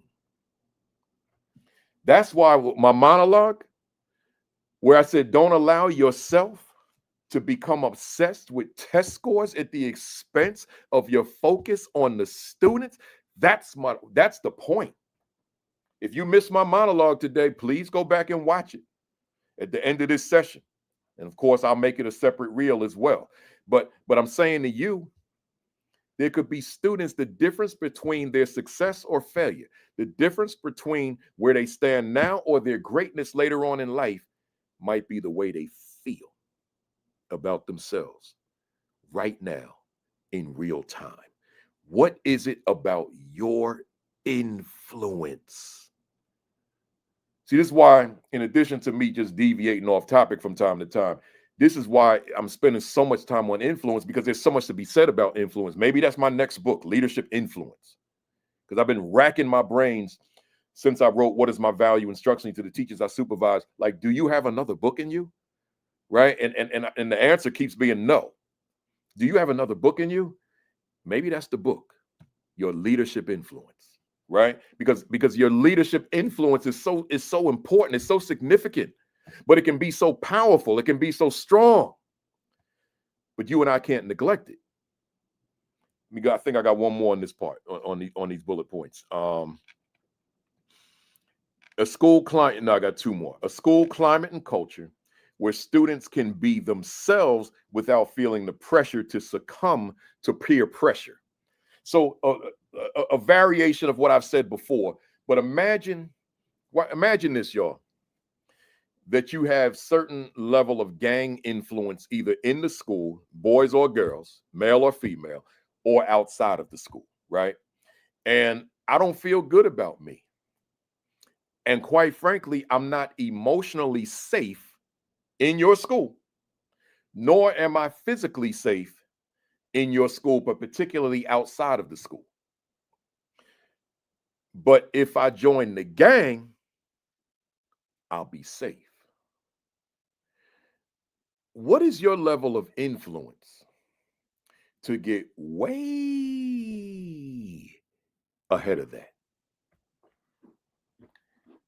Now, if I'm wrong in what I said, I challenge you. Tell me I'm wrong.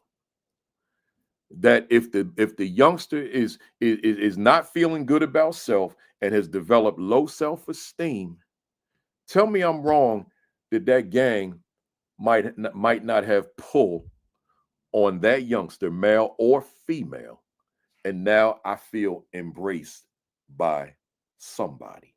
I feel embraced by people that have status amongst my peers.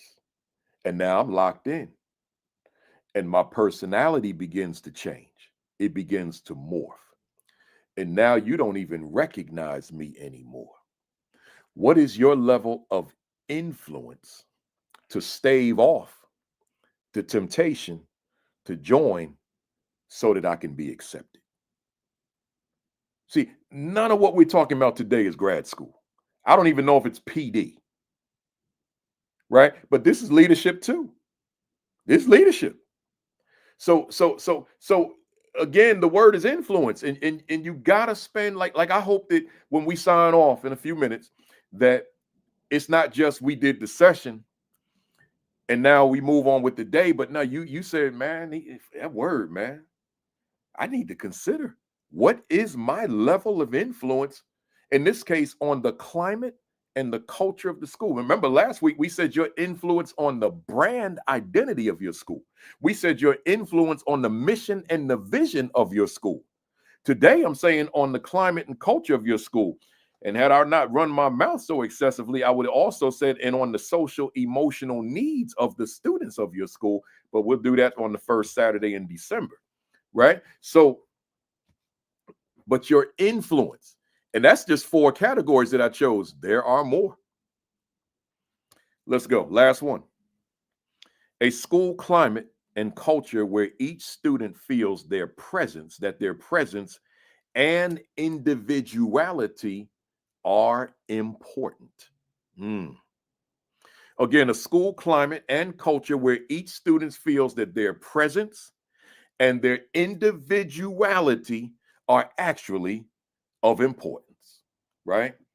Because I promise you, you have students in your school that do not feel that. So what is your level of influence? And the reason I keep saying your level of influence instead of wording a different way, because I'm not talking about you per se. Your influence could be on somebody on your staff, that they're the point person, not you. You're just the lead person. But then you got the one that actually engages with young people. That might not be your wheelhouse, right? It might be someone else that engages with students. Or it might be certain students that you're not going to be able to reach. You ain't going to reach every student in your building, but there's someone else who may be able to. So maybe your level of influence, because you got your staff thinking differently. So we're not traditional anymore. We move differently, and we are about the lives of children. And because of our intentionality on the lives of children and subsequently the attitudes of children, as I said in my monologue, the test scores will take care of themselves. Because we have elevated the self-esteem. We've elevated the self-image that young people have of themselves. Your influence cannot be overstated, which is why it's taken me 3 to 4 months to get through this. Right? Let's go. I got the last category. I am going to do that. So we put it up there because I said the intentionality of what your students see, hear, feel, and experience. If I want to give you a context with this one. So bear with me for a hot second before y'all leave. I told y'all a few minutes ago, I didn't mean to do that. I told y'all a few minutes ago I went to see Earth, Wind, and Fire in Vegas last week. What hotel did we go see them at? The Venetian, right? And I didn't want to see Earth, Wind, and Fire. I'm a Maurice White fan. I'm those of you that know Earth, Wind, and Fire, some of you may not, but those of you that do, the founder, the creator, the everything, Maurice White. He's Mr. Earth, Wind, and Fire. He died quite a few years ago. And I had vowed I'll never go see them. I don't want to see them without their lead singer, without their creator, without their founder. So I vowed I'll never go see Earth, Wind, and Fire. I can't see them without him. Then when I was like prepping myself for the concert, a lot of times when I go to a concert, I'll start listening to their music. I'll listen to the Maurice White solo songs, right? And my wife is getting on my case. Why are you listening to Maurice White? He's not going to be there, right? I know, but he's still Earth, Wind, and Fire, right? So I'm blasting his stuff. So anyway, we get to the show. I'm locked into my 4 words. These have been my words forever, y'all. This is not something new. If you read my book, Closing the Attitude Gap, I got a whole section on it. The intentionality of what the students see, hear, feel, and experience. Well, I was gauging myself that night, right? So what I saw, I liked the aesthetic of the scenery and the actual band, right? I said, okay. What I heard, they were phenomenal. They were phenomenal. They had a substitute, Maurice White. He did a good job. I'm not going to call him phenomenal, but he did a great job, right? What I heard, it sounded really good. I enjoyed it. But what I felt, I'm like, I am loving this show. And I'm feeling good sitting here. So good that I would stand up at times and clap to the beat, right? So good that I yelled a few times. I never imagined that I would be yelling out at an Earth, Wind, and Fire show without Maurice White. But that last one where we are now, the experience. That show stayed with me. That was last week. That show is still with me right now. it was just such a good. They're in Atlantic City. I think they're there now, or they're coming. I'm thinking about going to see them again. Same show, right? The experience. So those four, y'all take ownership of these words. What do your students see? What do they hear? What do they feel? What is the experience of being a student in your school? Is it a good experience? Is it a memorable experience? Is it a magical experience? Is it an experience that I can build upon? That it becomes a part of me? The experience, it matters. So now let's look at your school.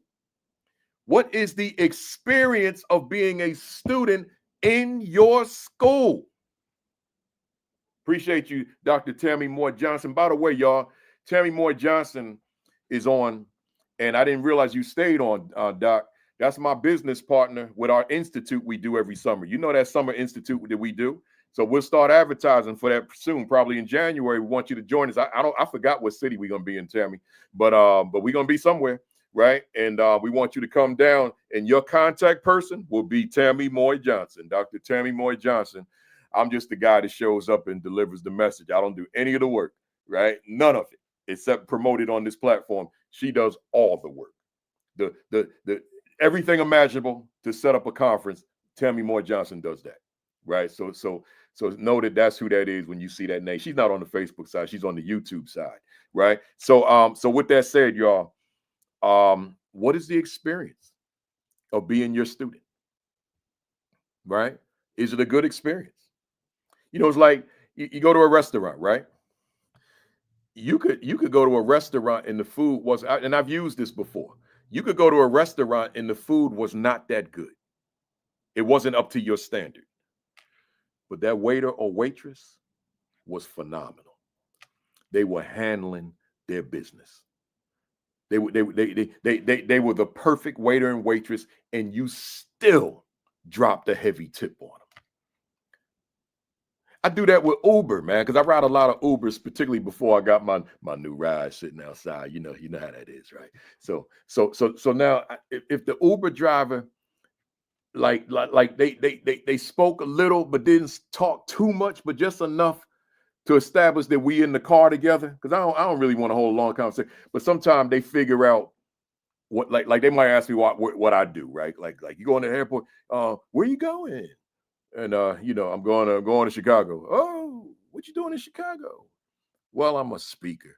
Oh, what you speak about? Now they got me, right? So now we in the, so maybe they were using that thing to get the tip, So now they got me. Now I'm I speak about, that. Oh, like how many people in the audience? I've done like 10,000, Oh, so now they got me. So now I drop them a tip that's higher than the fare. Right? So the cheap side of me don't come out then, right? I give them a tip higher than the fare.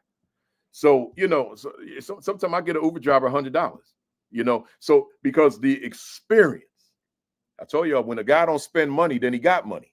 I don't spend money.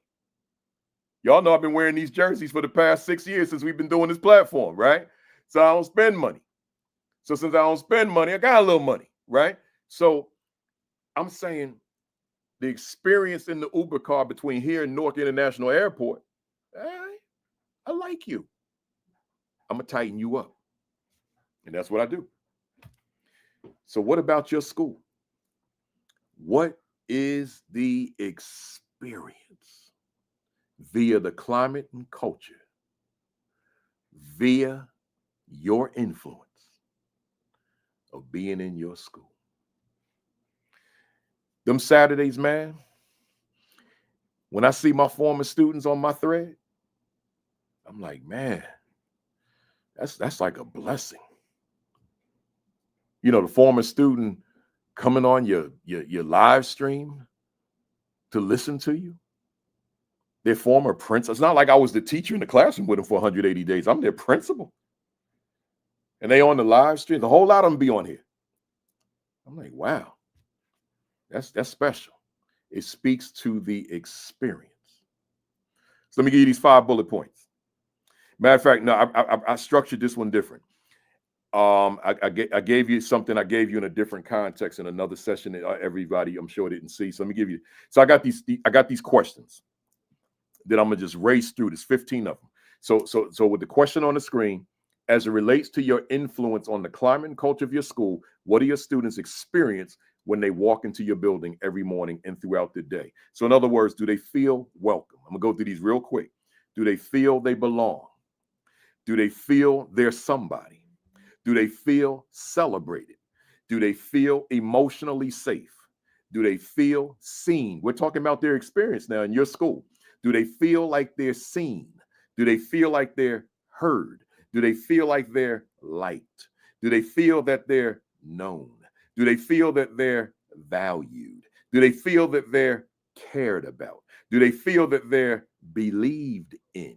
Do they feel that they're expected highly of? Do they feel that they're understood? Do they feel that they matter?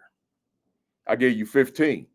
Again, for those, some of you, I know you want to write this, just rewind me when I'm done. But again, do they feel welcome? Do they feel they belong? Do they feel that they're somebody? Do they feel that they're celebrated? Do they feel emotionally safe? Do they feel that they're seen? Do they feel that they're heard? Do they feel that they're liked? Do they feel that they're known? Do they feel that they're valued? Do they feel cared about? Do they feel believed in? Do they feel expected highly of? Do they feel understood? Do they feel that they matter? Those 15, I use these on PowerPoint, which is one of the reasons I didn't put them on the screen for you. And I tell leaders all the time, use these 15 with your staff, because there may be students in your building that do not feel welcome, that do not feel that they belong, that do not feel that they're somebody while they're in your school, that they do not feel celebrated, that they do not feel emotionally safe in your building. They do not feel that they are seen. They feel invisible. They do not feel that they are heard. They feel inaudible. They do not feel that they are liked. They feel unliked. They do not feel that they are known. They feel unknown. They do not feel that they are valued. They feel unvalued. They do not feel that they're cared about. They do not feel that they're believed in. They do not feel that they're expected highly of. They do not feel understood, which I always say that's the most important one. Do they feel understood? That's different from feeling known. Do they feel understood? And do they feel that they matter? And then just to wrap us up for the day, just to wrap us up for the day, let me just close us out. I got this one that I wrote for the teacher. As it relates, for the staff, I should say, as it relates to your influence on the climate and culture of your school, what do your staff see, hear, feel, and experience when they walk into your building every morning and throughout the day? In other words, we can't isolate the intentionality of what students and staff see, hear, feel, and experience to students. We can't isolate that to the students. You got to look at your staff. And what do your staff see? And when we say see, one of the things I completely left out is see, because I talked about all the inanimate stuff, but I didn't talk about you. What do they see when they see you? That matters too. What do the students see when they see you? What do they hear when they hear you? Right? So, but let's go back to the see. What do they see when they see you? Well, let's go to your staff. What do they see when they see you? Do they see a leader, or do they see a controller? Do they see influence? Do they see instructional leader? Do they see a people person? Do they see someone who knows how to talk to people? Do they see someone accessible? Do they see a nurturer? Do they see a developer? Do they see someone that's in their corner? Do they see someone that's got their back? Right? What do the teachers see when they see you? Do they see someone that makes them gives them trepidation? Do they see someone that intimidates them? Do they see someone that makes them feel uncomfortable? Do they see someone that's overbearing? Do they see someone that's downright frightening? Because those people exist too. And sometimes that person, if I could flip the mirror onto me, sometimes that could be us, but we don't realize it. We don't realize because we don't know ourselves the way we should know ourselves. So we don't realize that we bring this presence that can be overwhelming. Like I literally had teachers, the ones who were very comfortable with me in my earlier years. I didn't know I had that presence because I didn't grow up with that presence as a young man, as a boy and a young man. I didn't grow up as being that guy. I was always the other guy, the quieter one, the I wasn't the leader. That wasn't me. So to step into that leadership role, first as a classroom teacher, because I was the leader of the room, and then as the principal, I didn't see, I obviously saw myself in the role, but I didn't see the shift where there would be a perception that, oh my God, with Principal Kafele, like, or Mr. Kafele in that sense. Like, this guy is intimidating. I didn't see that. I had to be informed of that. I hope that makes sense to you. Because I was seeing myself as the guy that Vincent saw, right, in the student center. I was seeing myself that way always, although I knew I was in these new roles, but I didn't know that I presented something that could intimidate other people. I didn't know that. I didn't know my voice. I get me and my wife were talking. I get all these compliments on my voice like all the time, like 7 days a week. But I'm in a season right now in real time where it has escalated. So usually those compliments would happen and my wife wouldn't be present. But with us traveling, Jamaica and Vegas, she was in airports, all these stores. She's hearing like, oh my God, everywhere you go, someone's got a comment about your voice. Well, it took me a while to figure out that the voice can be intimidating. So intimidating with the posture, my not smiling earlier on in my leadership. So therefore, between the voice, my height, my posture, my demeanor, and then me looking kind of like I'm looking right now, I didn't know how intimidating my presence could be until the teachers that felt comfortable. Like I had teachers that I grew up with in my schools, right? So they would feel more comfortable. Kafele, man, your presence is intimidating for some. I didn't know that. I had no reason to know that, right? So people letting me know, I didn't know, because that's not who I want to be. I'm not trying to scare people, right? So that was part of my maturation, part of my growth, right? Out of those years when I was that other guy. So so I'm saying all that to say, you can't influence if the perception of you is other than who you think you are. And that goes back to last week's discussion. If you didn't see last week had less fluff of mine, in and out of, stuff, where we talk about your influence of the brand of your school. You might want to check that out because this is just a part 2 of that. So go back and watch part 1 from last week, week number 287. So how does your leadership influence your school's mood? And then finally, what do you, as the school leader, do to ensure that the mood of your school is positive, is vibrant, is focused on academic excellence? Man, let me tell y'all something.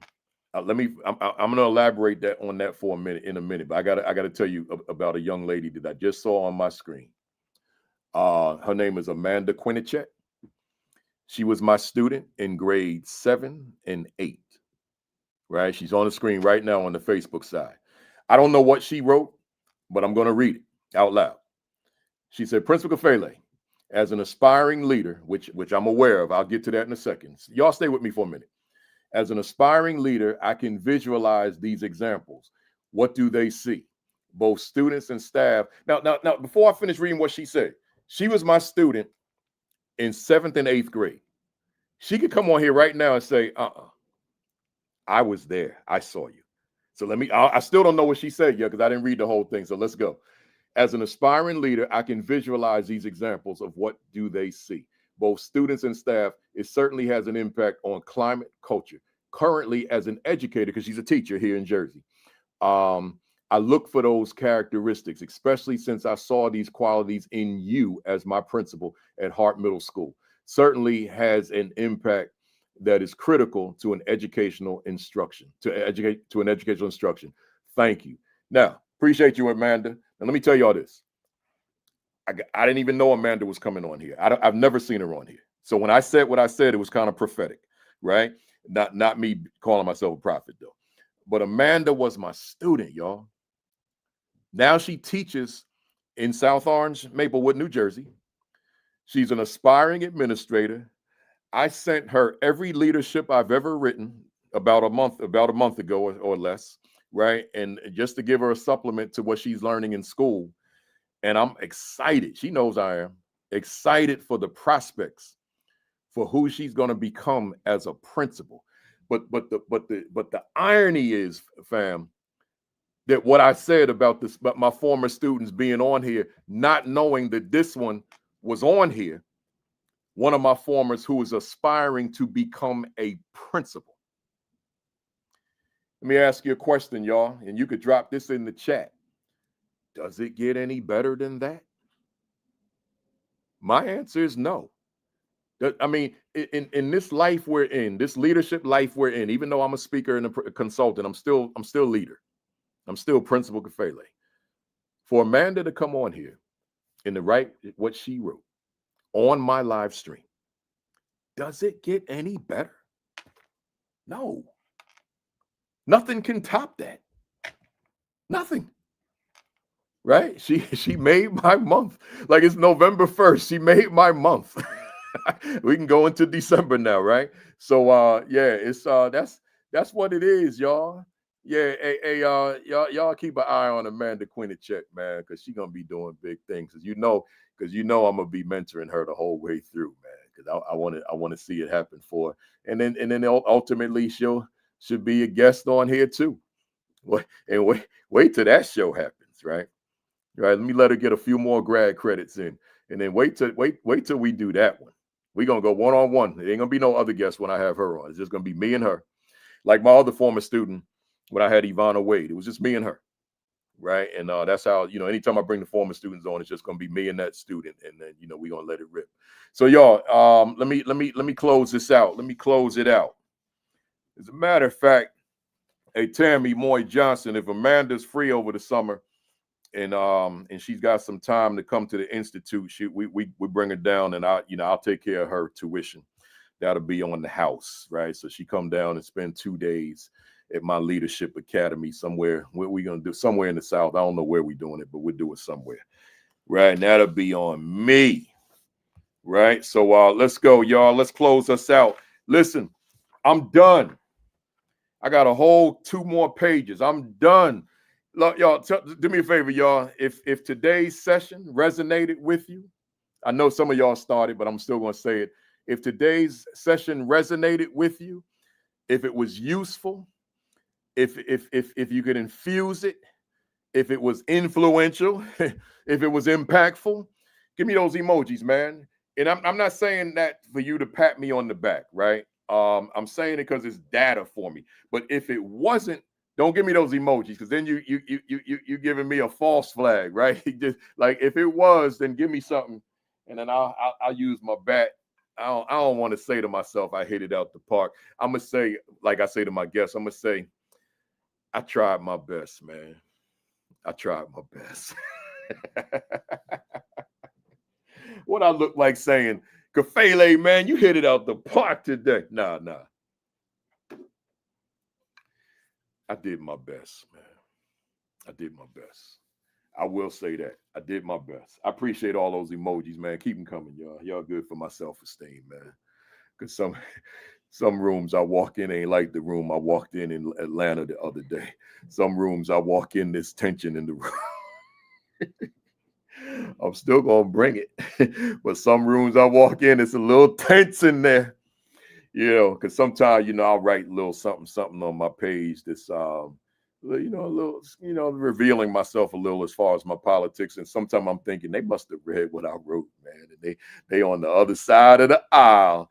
And now they mad, boy. They sitting in there. I don't know about this dude. You know, so you know, but it is what it is, man. You know, y'all know when I close, I always got that final word. And sometimes I feel like, you know, I'm in the speaker business. I'm not going to criticize nobody, but you know, I'm in the speaker world. I love a speaker. You know, when they say, now, I mean, they're not going to say this. I'm using it as a figure of speech. I love when I see a speaker and they put themselves out there. Sometimes, not all the time, because I don't want to see them destroy their business. Right. I understand that we are the business, right? We most of us are entrepreneurs. Most of us are one man shows, one woman show. We are the business. So if we put our politics out there, we could literally undermine the business. We could destroy the business. I know that. So therefore, I don't go overboard with that, but I will put something. Right, because I want people to know that I'm a real life human being with real life emotions, and real things in the world affect me. And I don't want to be, you know, the motivational stuff, the inspirational stuff, and then folks think that's my whole life. No, I want folks to know that no, I have my focus locked in like anybody else on what's happening outside of the AP and New Principals Academy or my work. So I'm saying that to say I love when a speaker, my speaker colleagues, whether I know them or not, that every now and then they'll say something, right? Just say something. And I can respect that speaker more than the one that has nothing to say, right? Like you ain't going to touch none of this, knowing that this diabolical stuff is going on. I just appreciate that one. Say something. Now, if you're working for a school district, then I'm not expecting you to do that, right? I'm talking about these entrepreneurs. You know, but I don't feel less of them if they don't, because I understand, right? I thoroughly understand. What I don't like sometimes is when a speaker will come on my page and go hard on a political topic, but then I go to their page and they have nothing. That I don't like. I don't respect it. I don't like it. Don't go hard on my page thinking that your clients will never see you on my page. But then I go to your page where I want to see, okay, what else is he or she saying? And all your stuff got you holding a microphone. Like you got the mic in your hand, but where's that strong paragraph you wrote on my page? So it's like you hiding. You figure, oh, my clients ain't going to see me on Kafele's page because we don't speak to the same audiences. We don't speak to the same client. So let me go hard on his page on Facebook or Instagram. All right, you went hard. I ain't mad at you. I hit the like button. Now let me go to your page and see what you got on your own page. Crickets? Ooh, I lost respect for you. I lost respect for you because you're going to go hard on my page, but you ain't got nothing on your page. I can't respect that. I can't. But anyway, y'all know I always got something to say to wrap this thing up, man. Let me close this out, right? I thought you did that. Week number 289. I got two people coming back who we started, two Norkers, Dr. Shakira Miller and Dr. Samantha Lot Velez from Newark. They're gonna be here for part 2 of what we started a little while ago, and I'm looking forward to that part 2. They doing big things. So join us. I don't know what the topic will be, but we'll have something. Next Saturday, 10 o'clock, Facebook Live, Sean Hurt, followed by Create and Educate with Dr. Sheikah Houston, Dr. Tammy Taylor, 10:30, followed by the AP and New Principals Academy. I think that January, I'm gonna start at 11 o'clock. January 1st of January, we're going to 11. So just remember that. So if I'm not on them first 5 minutes, don't think I'm gone. I'm here, right? But January, we starting at 11 o'clock, right? So I can sit here and watch all of Create and Educate. PGP podcast, Josh Javar, Dr. Madi Moreno, Sundays, 6 o'clock Eastern time. Make sure that you get a copy of this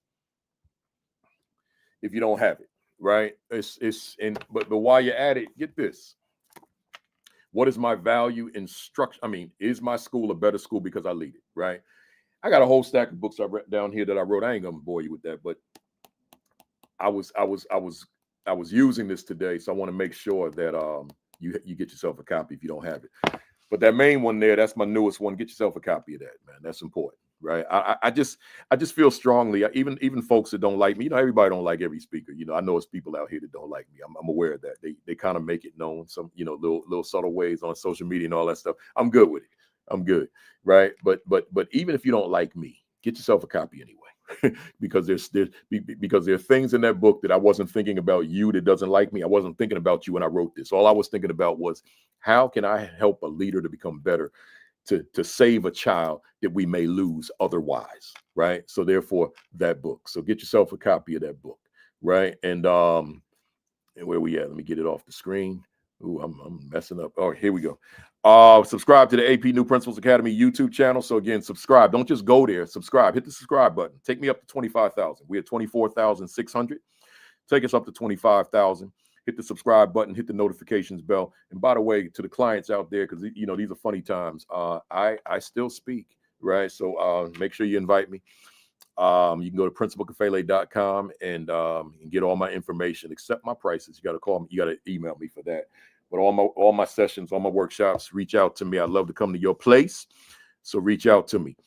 Visit principalkafele.com and get all that information. And finally, your diet. Make sure you're eating right. Your exercise, get it in.